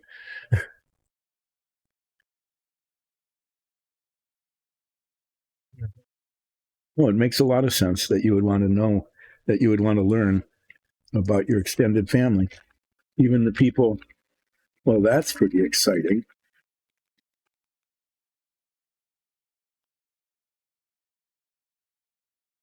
But yeah, a couple of, it isn't so much the case now.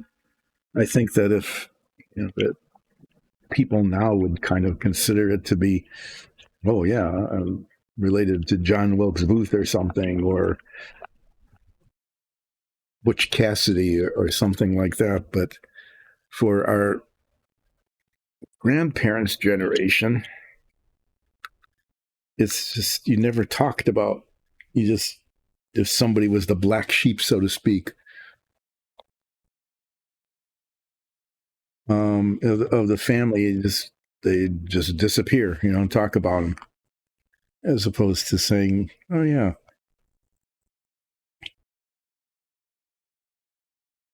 you had this really interesting thing happen in the family. And just trying to get these adjusted. I'm having a harder and harder time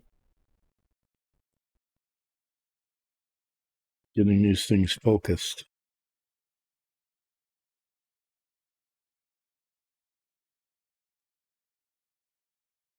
Well, mixing the paint was a good idea.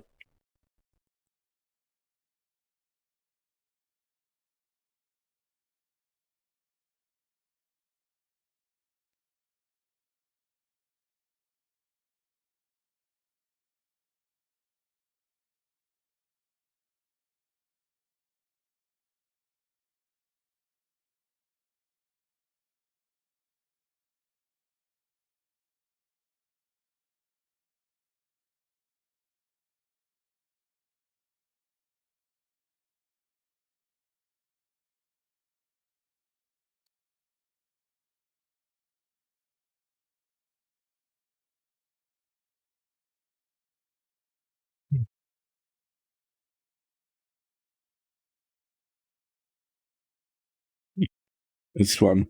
Um, we did some genealogy research on family members, and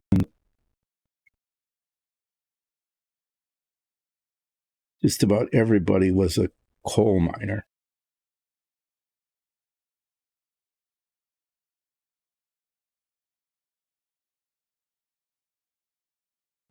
We are just descended from multiple generations of coal miners,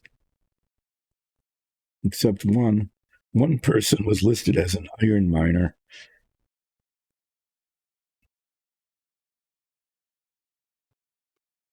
That was, how that happened.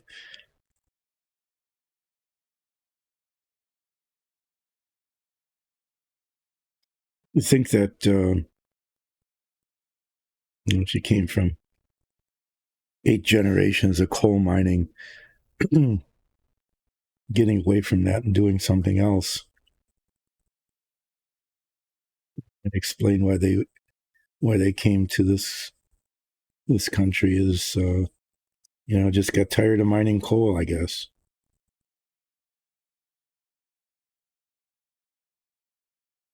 An easy life. When they came here, they didn't settle as coal miners. I think they became more like farmers. Because in this country, there was back then there was still land to be had, and it was a way to keep alive, is grow your own food. What's up with this spot? I'm having another one of those, like, why is there a glop there?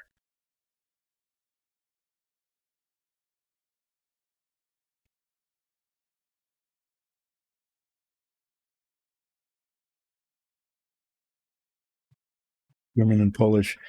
Yeah, that's an interesting combination. Where I grew up was a German Polish neighborhood, actually, which is kind of weird in a way because, well, the countries did overlap. But in Europe, they didn't get along all that well. I just touched that. It's another one of those. How did that spot of paint get there?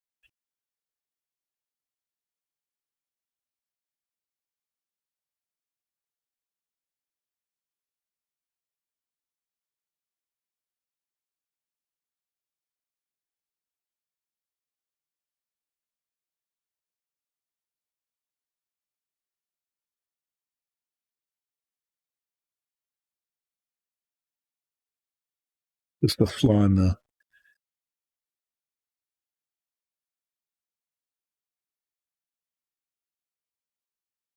Yeah, it's hard. It's hard to find out.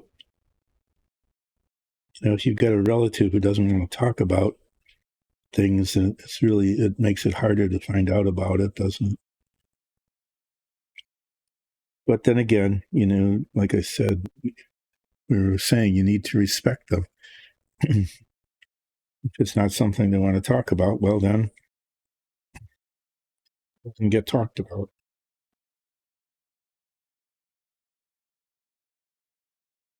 And sometimes that happens in a family. People go their own ways, and then you don't get along.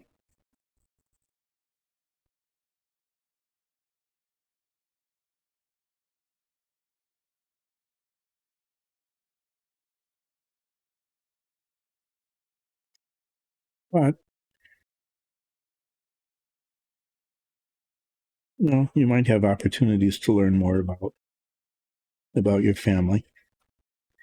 Okay, I think I'm just going around here to make sure I got all the places that need to be painted. I need to do some green touch up, a little bits of white here and there, not very much. And then there's a spot there there's a lump, a tiny little lump in the plastic.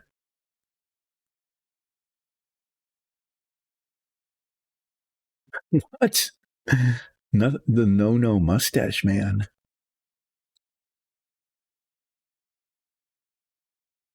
Okay.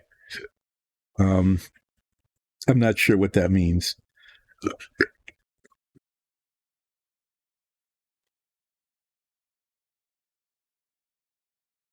Oh, okay. That guy. Oh, okay. Yeah, that I hadn't thought of that, but yeah, if your family was Polish German, then there is the possibility. That kind of puts a different light on things. But then, maybe you just can't find out about it. If that's the case, it may just remain a mystery, and maybe better for it.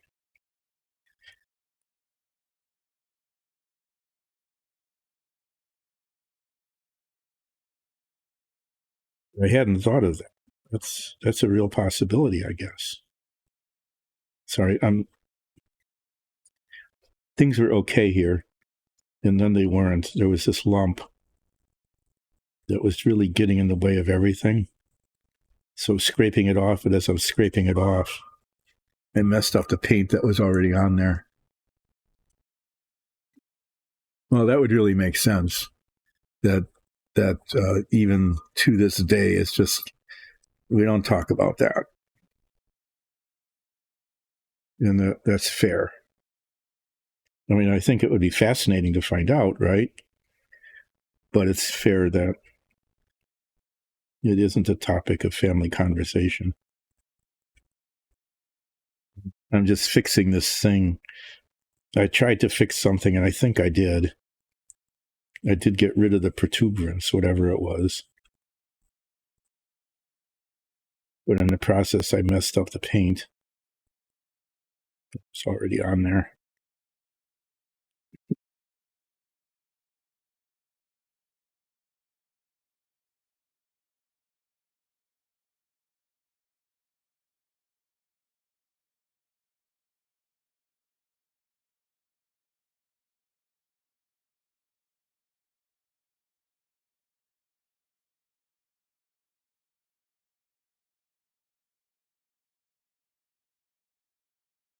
Counting fingers on the gloves because it looks like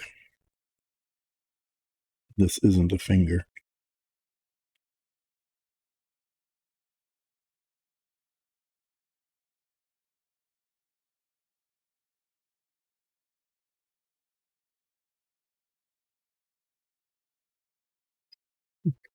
I'm going to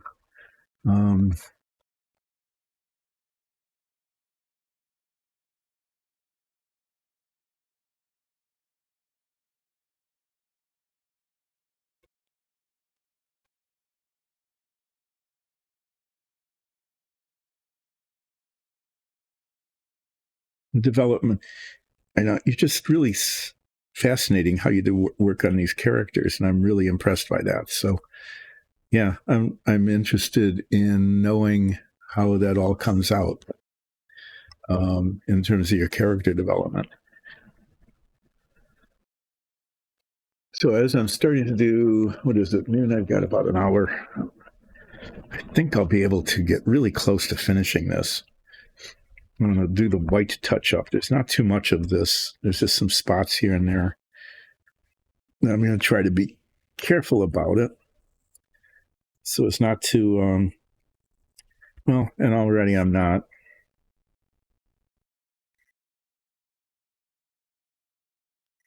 Yeah, this is where I want to not mess up something that isn't messed up.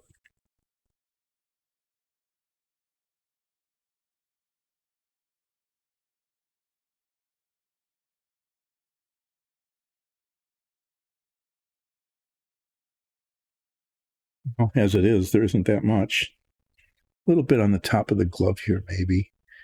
One glove looks higher up than the other one.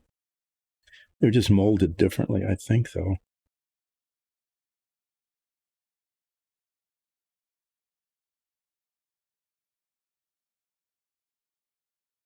Leave that. I've got some green touching up to do now.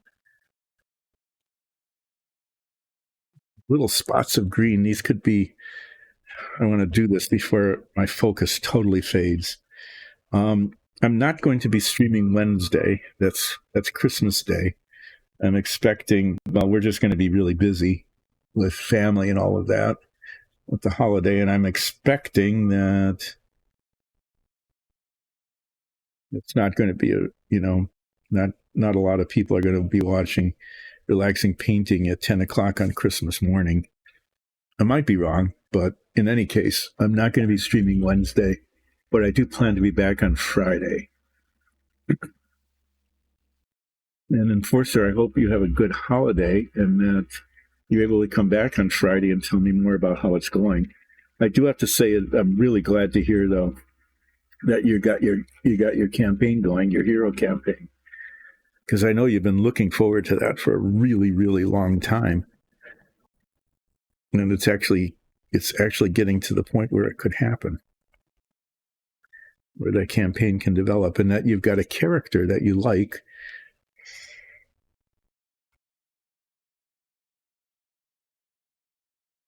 And that you can develop on it during the game.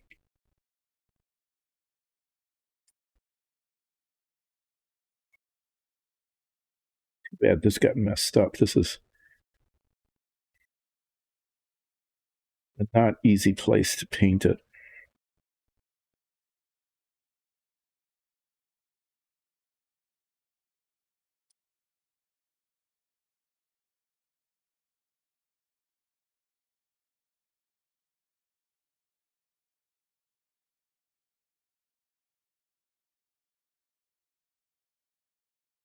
Going silent here for a moment as I try to fix this flaw.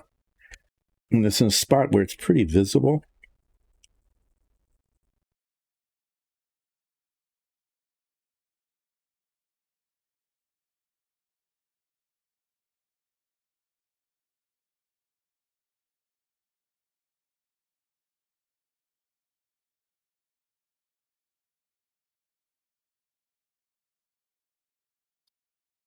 Guess that's good enough. Can't get it any better without screwing it up. That's a frequent thing, is how many times have I said that? It's the just one more little thing. I can make it look good, and then it just goes bad.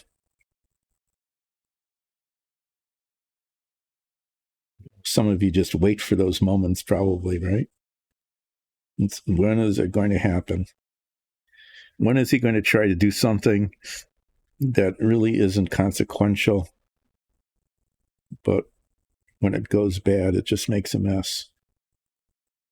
This is the time of the stream when those things are most likely. They just are.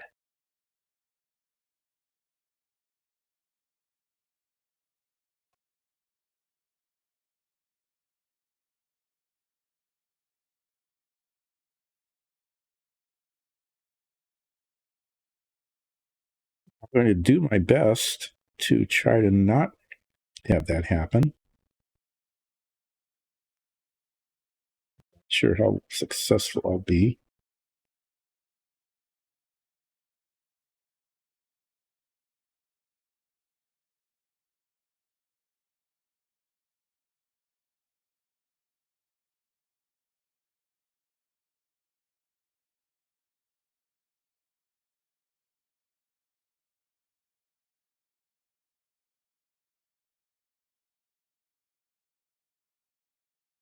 Ooh. Hi. Yeah, I will do a flip after I successfully avoid. Oh,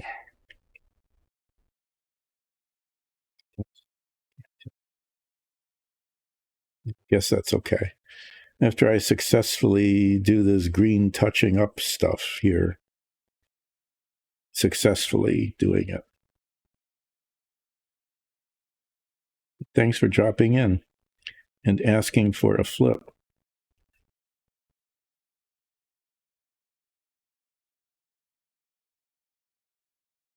This is actually a good time for me to stop and do a flip.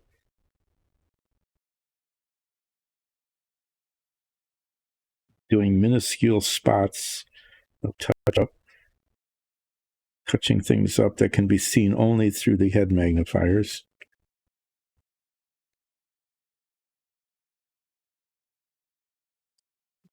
Too far there?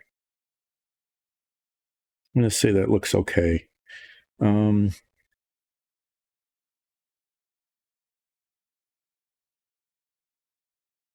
as this goes,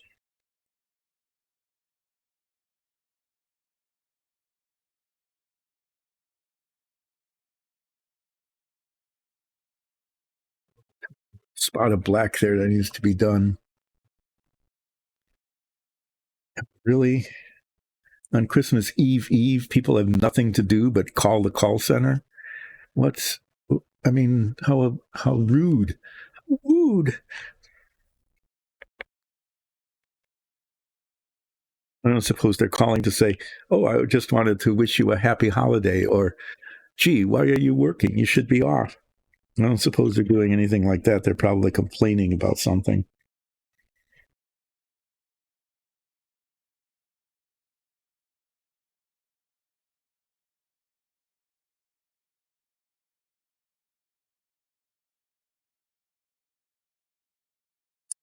Well, that spot happens to be in a spot that's almost unreachable. Great.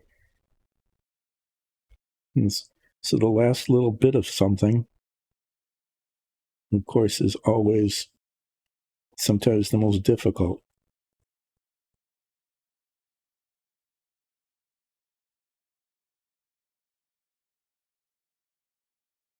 Yeah. I need to go back with the other color. I'm doing a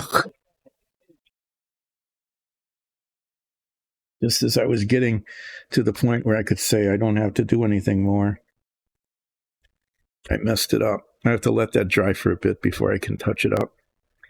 So while I'm waiting for that to dry so I can do a little bit of touch up that I shouldn't have had to do because I missed a spot that I then have to fix, I will do a flip for who. I'm going to have to do a flip of a little thing though, because I don't have much work area here to work with. Going through my flipping stuff box here. I'm doing a minuscule thing flip. This is a little piece of balsa wood with a dot on one side and no dot on the other side. And I'm going to flip it here. No dot, dot, no dot, dot, no dot, No dot. No dot wins 4-2. Oh, one more. Ah, of course. It's just, see that? See that happens? It's just like one more, right? Just like the painting. Just one more little dot of paint.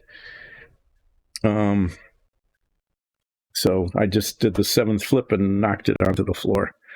I got some exercise. I got to bend down and pick it up off the floor.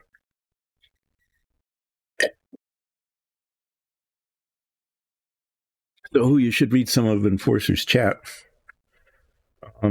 Early on, she's developing a new character and is actually going to be able to play the game. The group got back together. That's pretty cool news. Okay, I'm going to do these little dots right along the top of the belt where I shouldn't have had to, but I messed up with the black paint.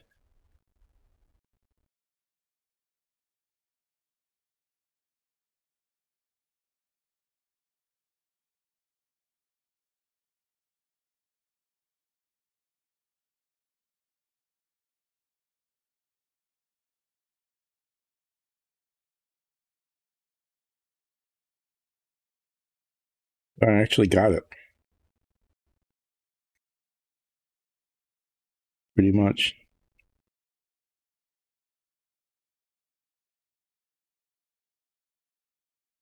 A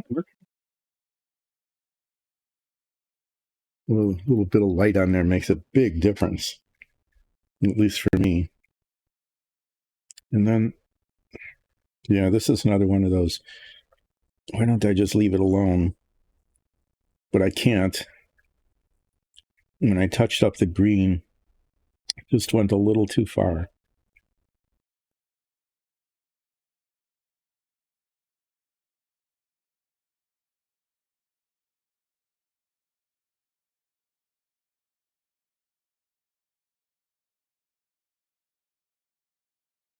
And once this is done,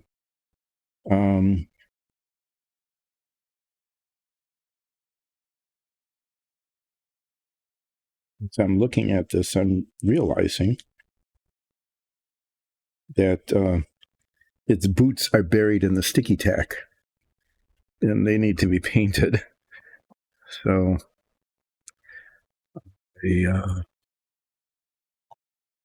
but before I start with the boots, I'm afraid I need to take like a 3-minute break here. Just a real quick break, like I've done before. I'm not going to put the break screen up, okay? But I will be right back. You can sit here and you can look at Porco here. Look at Porco and be critical about how Porco is looking as I take a very quick break. I'll be back in just a couple minutes.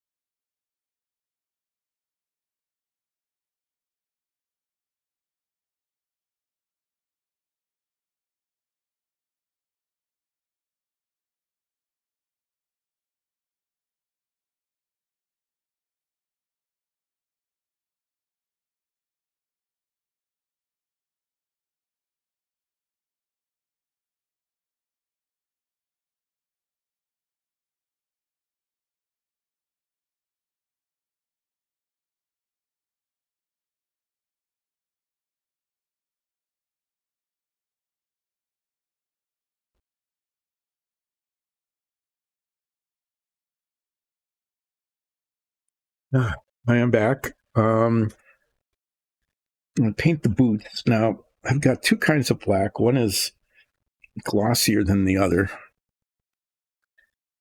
And every time I say that, I also say, and I just cannot remember which one is which. I'm pretty sure that model color, which is one I've been using, is the one that's more flat. Yes, that's the case. But these are the boots, and I think the boots should be potentially be shiny, right? Sort of shiny. Sorry, I'm reaching down trying to put the color thing away somewhere. So there's another black that's the game color black.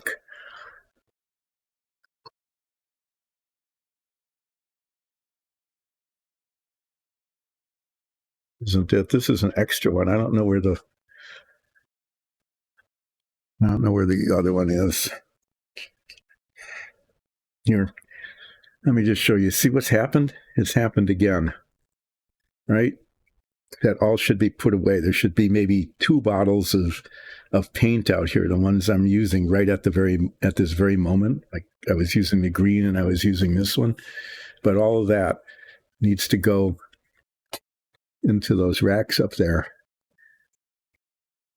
And it's not. It's just there using up space.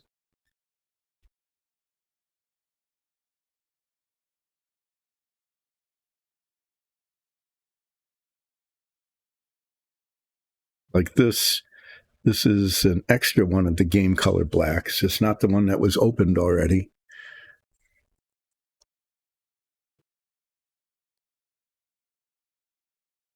Where that one went. There's even more up here. It's like I just showed you 2/3 of it. There's another third, again, as many bottles of paint that need to be. Maybe that's what I'll do. That's what I'll do. Like the day after Christmas is, or the sometime between now and the end of the year, is to put this all away again. Yeah, I'm still on camera for some reason. I'm looking for the bottle with the game color black instead of opening this one, which has not been used yet. The problem with this, well, it just needs to be stirred over. So I'm going to give this a big, good mixing. And then I'm going to paint Porco Rosso's boots. His boots are currently in the sticky tack. He's up to his shins in sticky tack.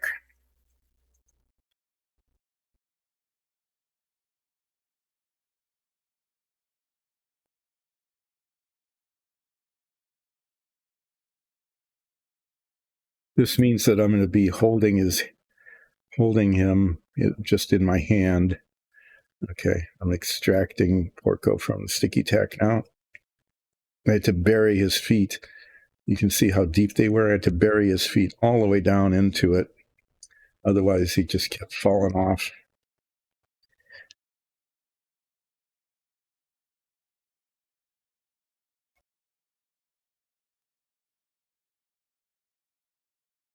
Try this brush instead of this little bitty brush. As a reminder, I will not be streaming Wednesday. It's the Christmas Day holiday. Take the holiday off. Why not? And then I'll be back on Friday. Kind of finishing the sitting figure of Porco Rosso here. And it's come out okay. Even under magnification, it looks pretty nice. It's an A minus.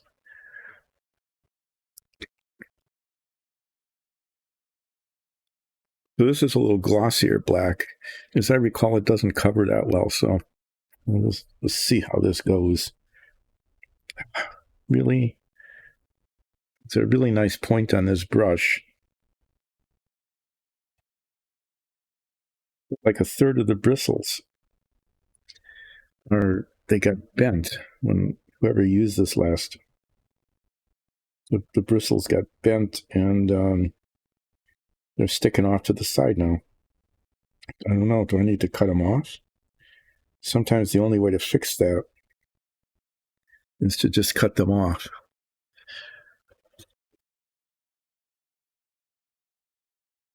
Otherwise, they spread paint everywhere.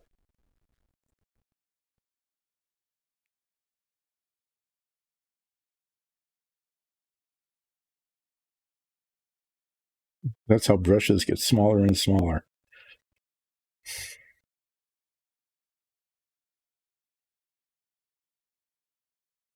With a good brush, I really see how we'll see if it is a good brush or not.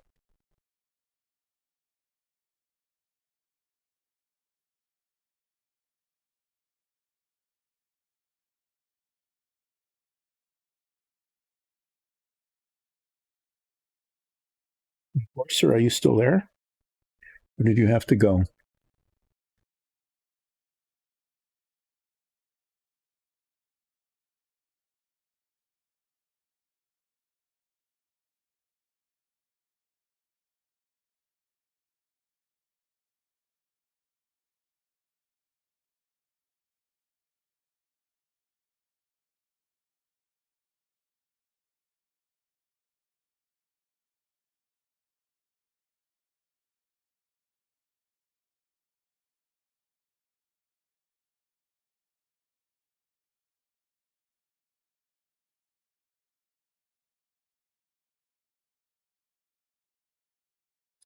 What they are really hoping to do here is not stick my fingers in the wet paint.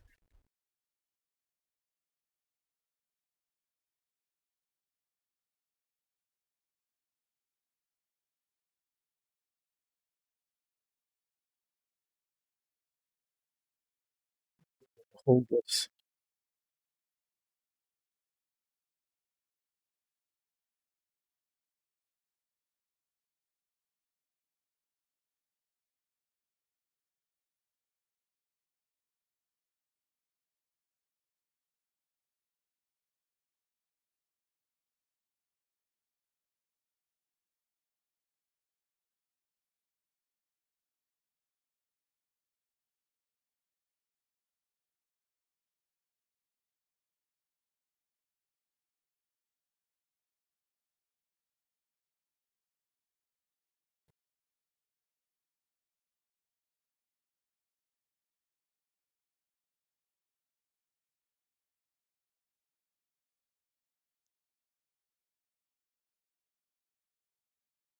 Almost messed it up there.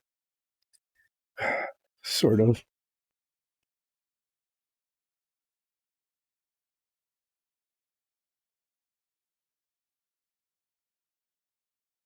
Once again, it should have started with the hardest part rather than ending with the hardest part.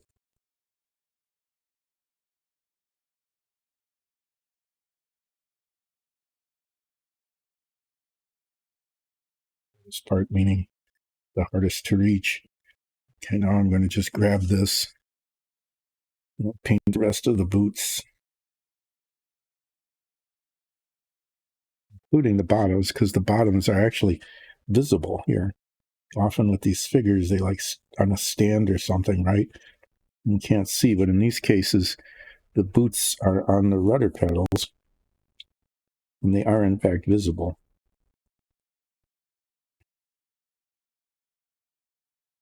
There, I did manage to get my finger in the paint. Good for me.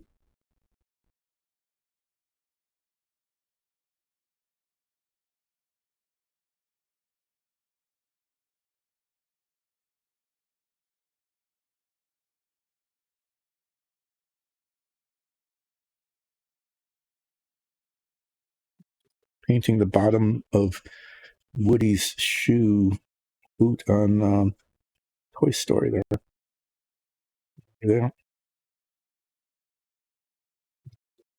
Toy Restore painted off Woody's name or his name.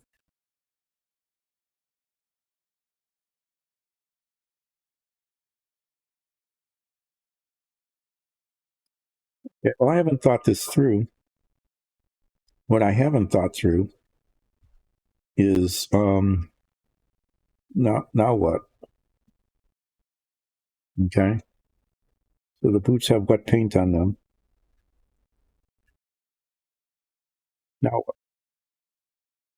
what do I do? Just hold it here while it dries?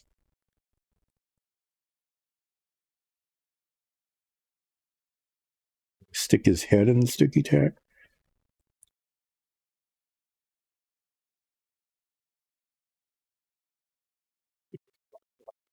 Yeah, there. I don't want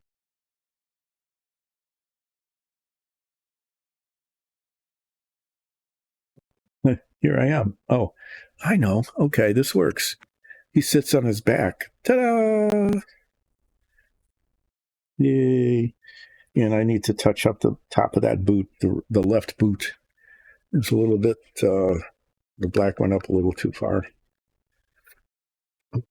I'm going to put Porco Rosso, put the scissors away. This brush, I'm going to set up here and this brush up here, and I'm going to clean this brush so I don't break the brush. Yeah, bend the bristles too much and make it unusable.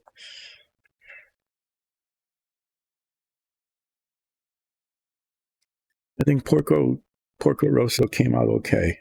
It's just the real artist would do some shading on it or something, but well, I don't think that's really appropriate with this.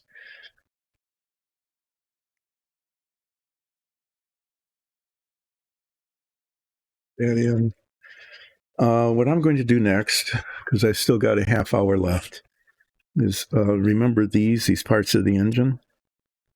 Okay. I cemented the tops of these on, and along the top and the side, there's seams, and I'm going to sand that down.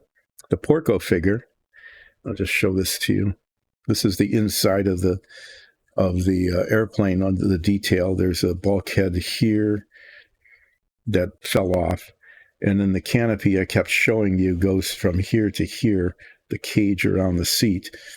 And Porco is supposed to sit there. His feet go on the rudder pedals, and the control yoke is between his legs. And I'll just see how it looks after Porco dries and I get the last bits of touch-up done on Friday. And I'll see how it looks in the seat and make a decision whether, after all of this work on the Porco Rosso figure, whether it's even going to be sitting in the seat or not. I don't know. But I'll show this to you. And these are the pieces of the cage. This is the instrument panel that goes in front of him, and this is the one that goes in the back. And then these things with these controls on them, the highly detailed controls go on the sides, and it forms a cage around the seat. And this thing goes up here. Like I said, it was attached at one point, but it fell off. And that's a problem with this too, is that the contact points are really tiny, and the regular cement doesn't work very well. But that's done, so I'm going back here, going back to this stuff here. I'm going to cover this up with paper towels so it doesn't get all dusty. Move some things around here so that they're not in the way.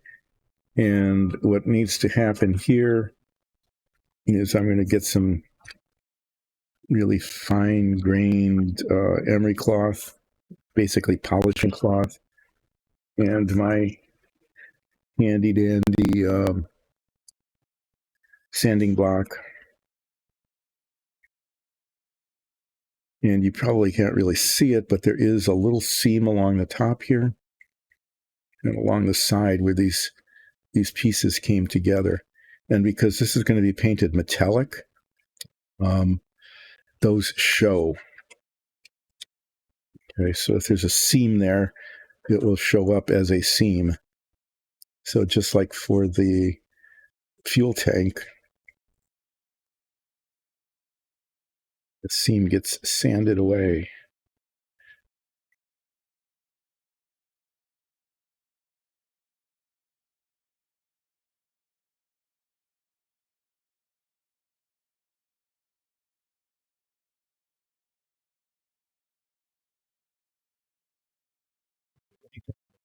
Really came out well.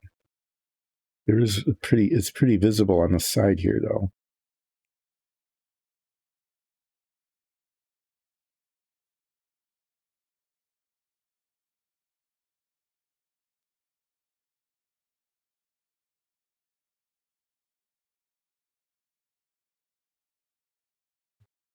There. And there's okay. Now I'm beginning to see it. Just have to get the light on it correctly. A little white line.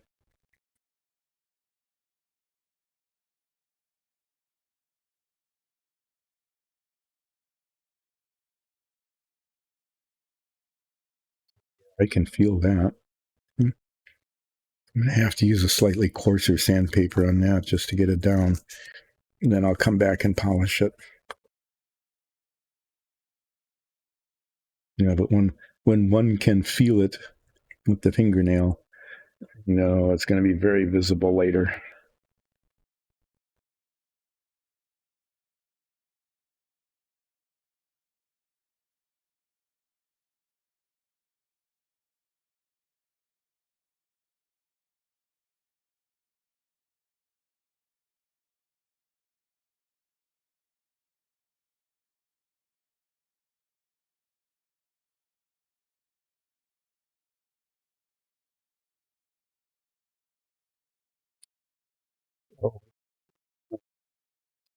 Binding down here, doing some part prepping the pieces by getting rid of those seams where parts were cemented together.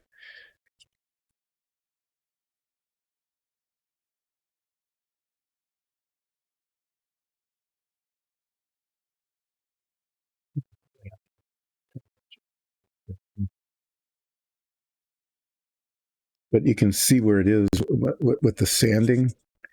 If there's a little bit of a white line like that, it almost always means that there's some sort of little misalignment. Seems to have come off, but there's still a little one on this end here.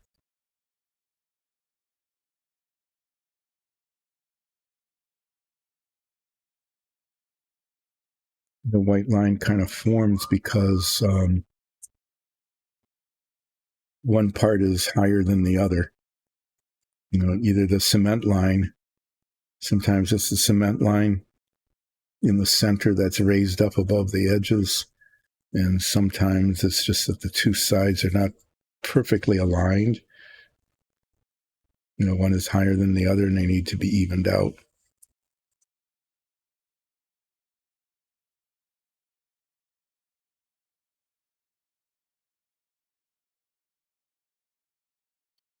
Polish this, and then I'm going to do the side. The seam right there is really pretty obvious. It's also hard to reach. It's that. But this is a good thing to do at the end of the stream when my focus is defocusing, and starting to get a little chilled, and this is not a good time of the stream to be doing highly detailed painting or something that could lead to disaster, as some things do. The area here is right along here.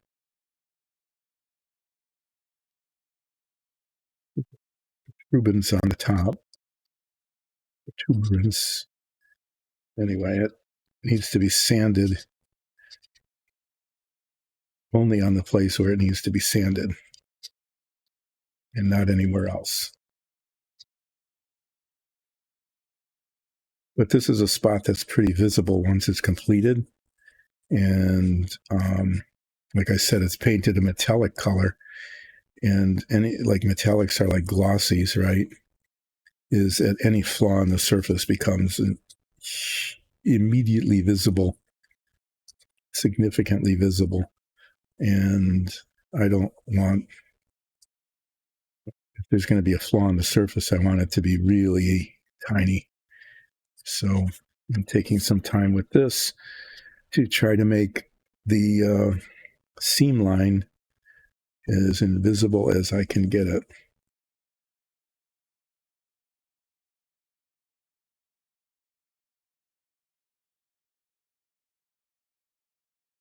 I probably should be looking through my head magnifiers on this, but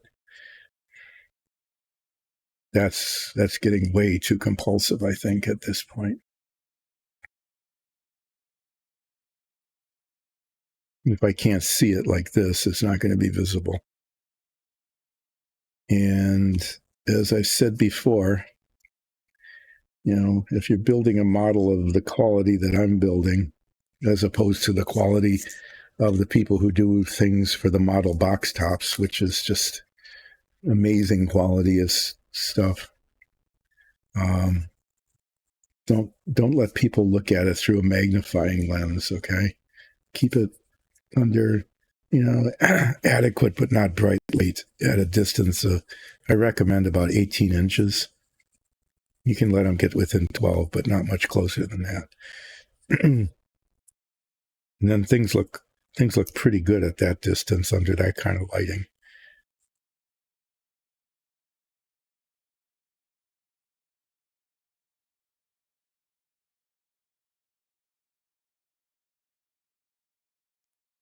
Be redone. This has to be.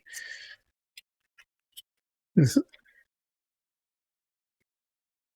little bit of area here above that ridge, right here.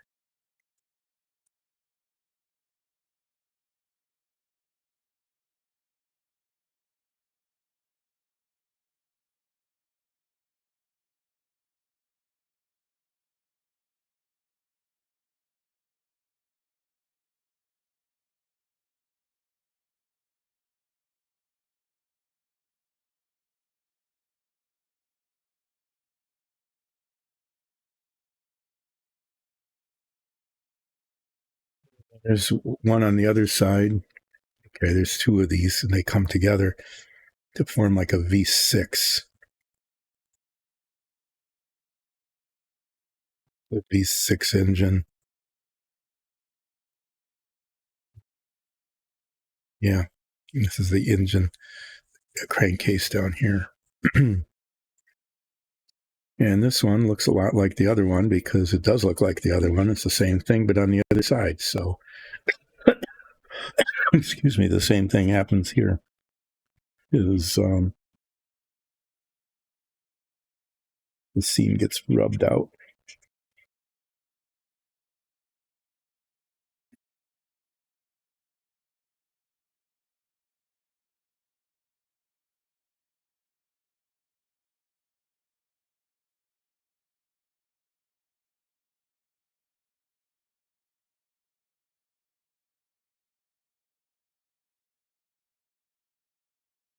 Forcer disappeared. I hope they're able to come back on Friday.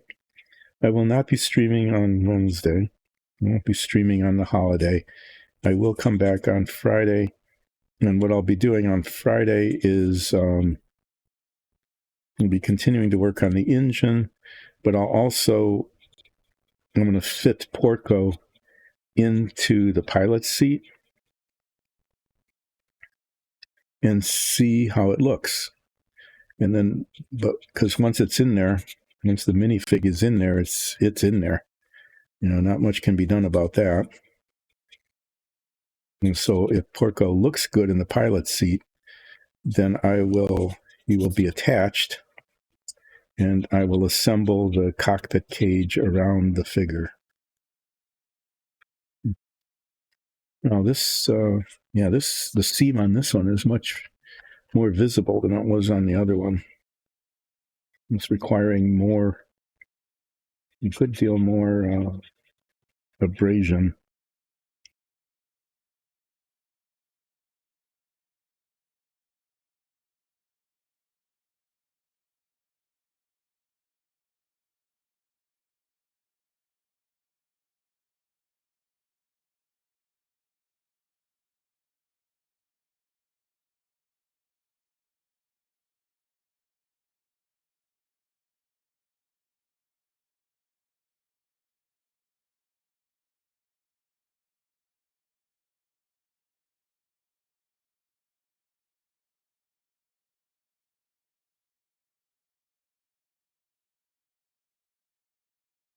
And then I'll do the end and then polish it.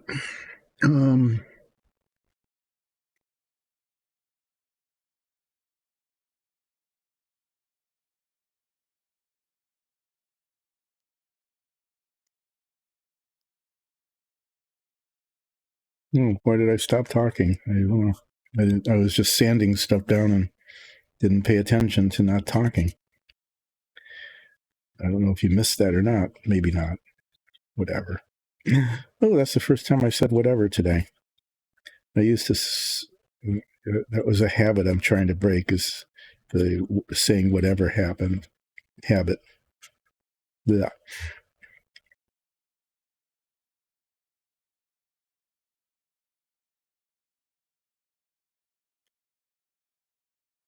But there, I got I got the whatever in, and then I noticed it and immediately remembered I was trying to not say that word. It isn't that word is not the thing that I'm trying not to say. I'm trying not to say a specific word that I say all the time. So I'm not saying that word. Now, there's no way really to do that without saying the word that you don't want to say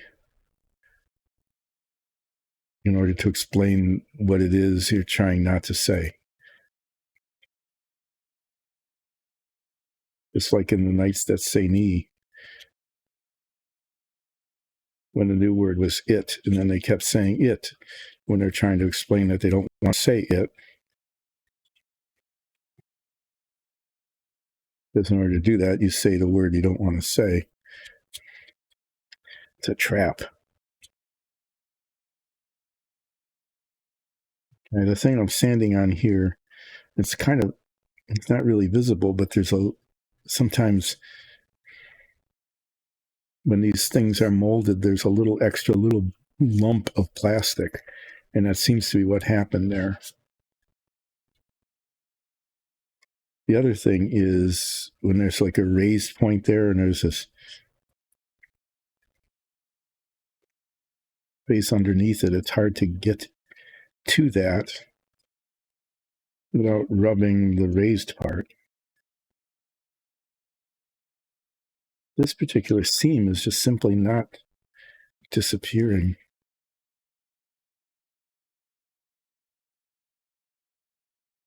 I want to sand it just a little bit more and then polish it. Sometimes things look like they're there, but it's just a variation in the color. And once it's primed, it disappears, or it doesn't show up when it's painted.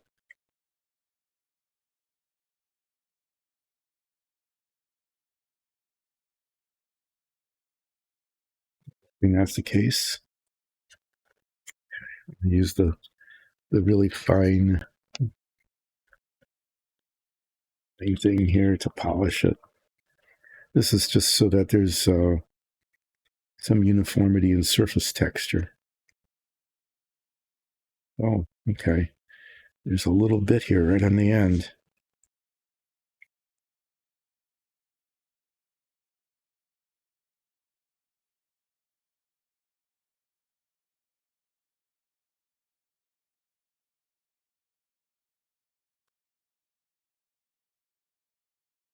Yeah.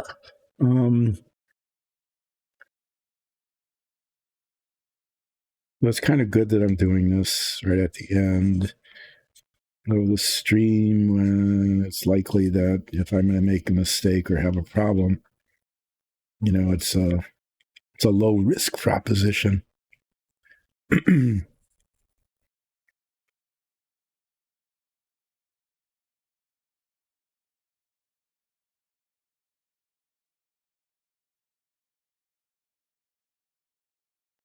It was really brave. If I'm really brave, I would cement these two halves together.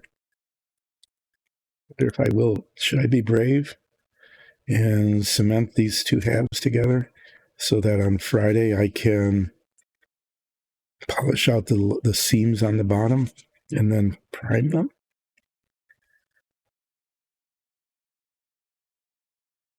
there's anything that shows yet.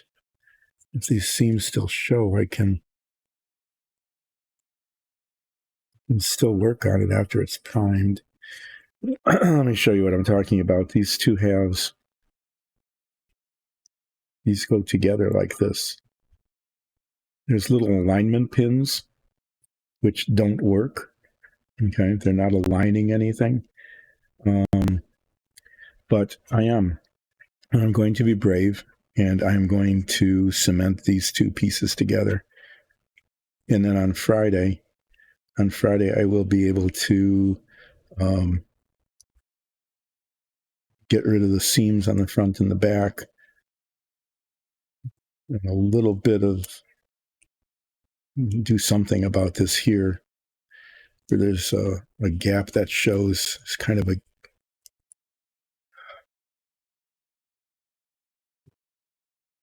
I mean, right there. Can you see that? That's right at the top of the crankcase, and there's no good reason why there would be that line there. So I'm going to have to spend some time trying to fix that.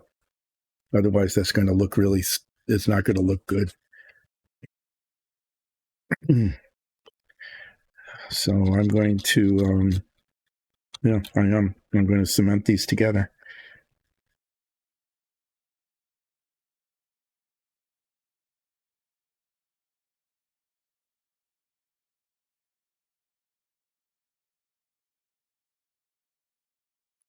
And this particular thing is like, I had mentioned this before, it's like a contact cement.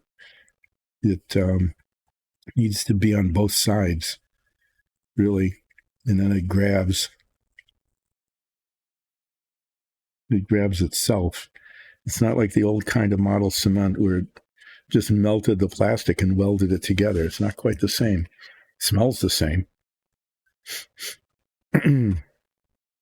It smells like poison. There's a little bit of cement on the bottom there, but that's okay because this is going to be sanded.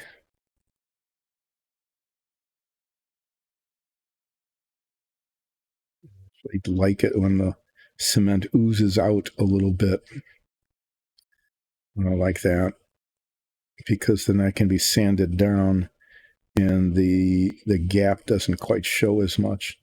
But see what I mean? Like right there. That's right here. I mean, that's the crankcase, and it's not two parts. It's supposed to be one solid piece, and it. I don't know. I'm going to fill that in somehow.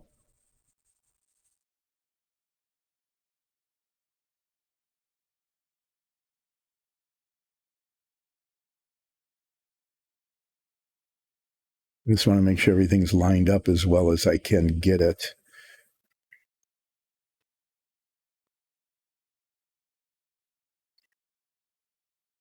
This doesn't seem to need to be. It doesn't seem to need to set like overnight or something. It grabs hold really quickly.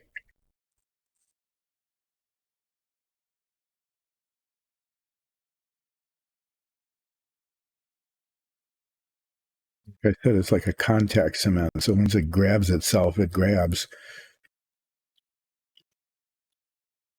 And it dissolves the plastic just enough sometimes to fill in the gap.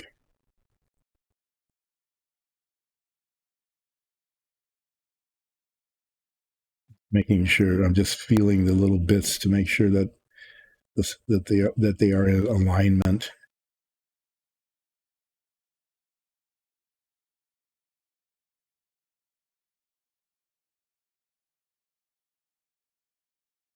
Misaligned parts require too much manipulation then. Too much manipulation later. All right, this is the engine. The top of it gets painted glossy black, and then the bottom of it is silver. There's the exhaust ports. It's pretty detailed, and I'm going to probably paint it some multiple colors, just so it doesn't look Well, just so it looks more interesting.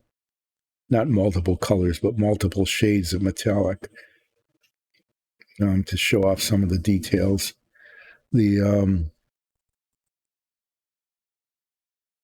yeah, you can see the instructions here.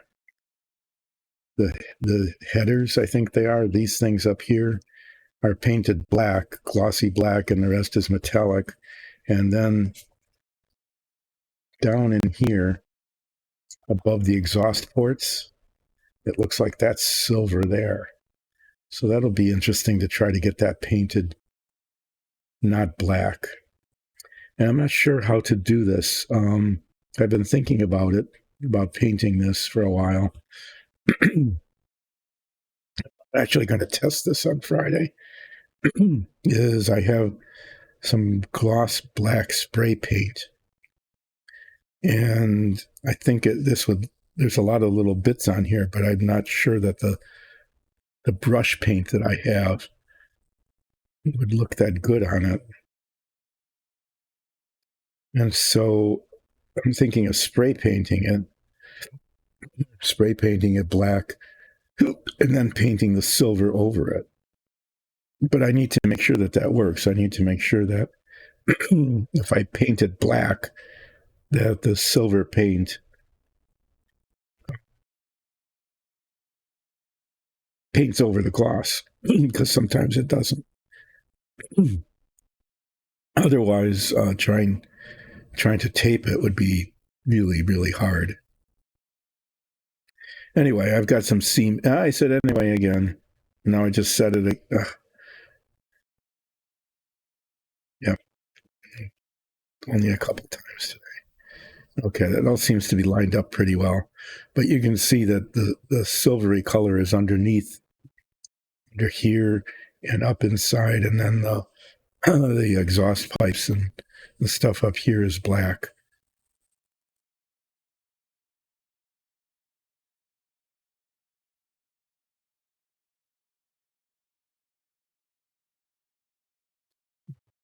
So I'll test that. I'll test the black spray paint and then see how the metallic covers it. This is going to be put under here with the other parts. The Porco come on. Yeah, the glossy boots look okay. It's not bad. I'm glad I painted them glossy. Shiny boots. Okay, all that stuff is there. This is here. I will be not streaming on Wednesday for the holiday, and then I will be back on Friday. And on Friday, I will be deciding whether to mount the Porco Rosso figure in the cockpit or not. And if I do, then I'll put it in, and if not, then I won't. In either case, it's time to construct the cage around the cockpit, and be done with the interior of the hull of the fuselage. So that's what you should be looking forward to on Friday, is the completion of this, either with Porco or without. We'll see how that goes. Thanks, everybody, for watching. Congratulations, Enforcer, on getting your game going again. And yeah, happy holidays. And I will see you on Friday. Take care.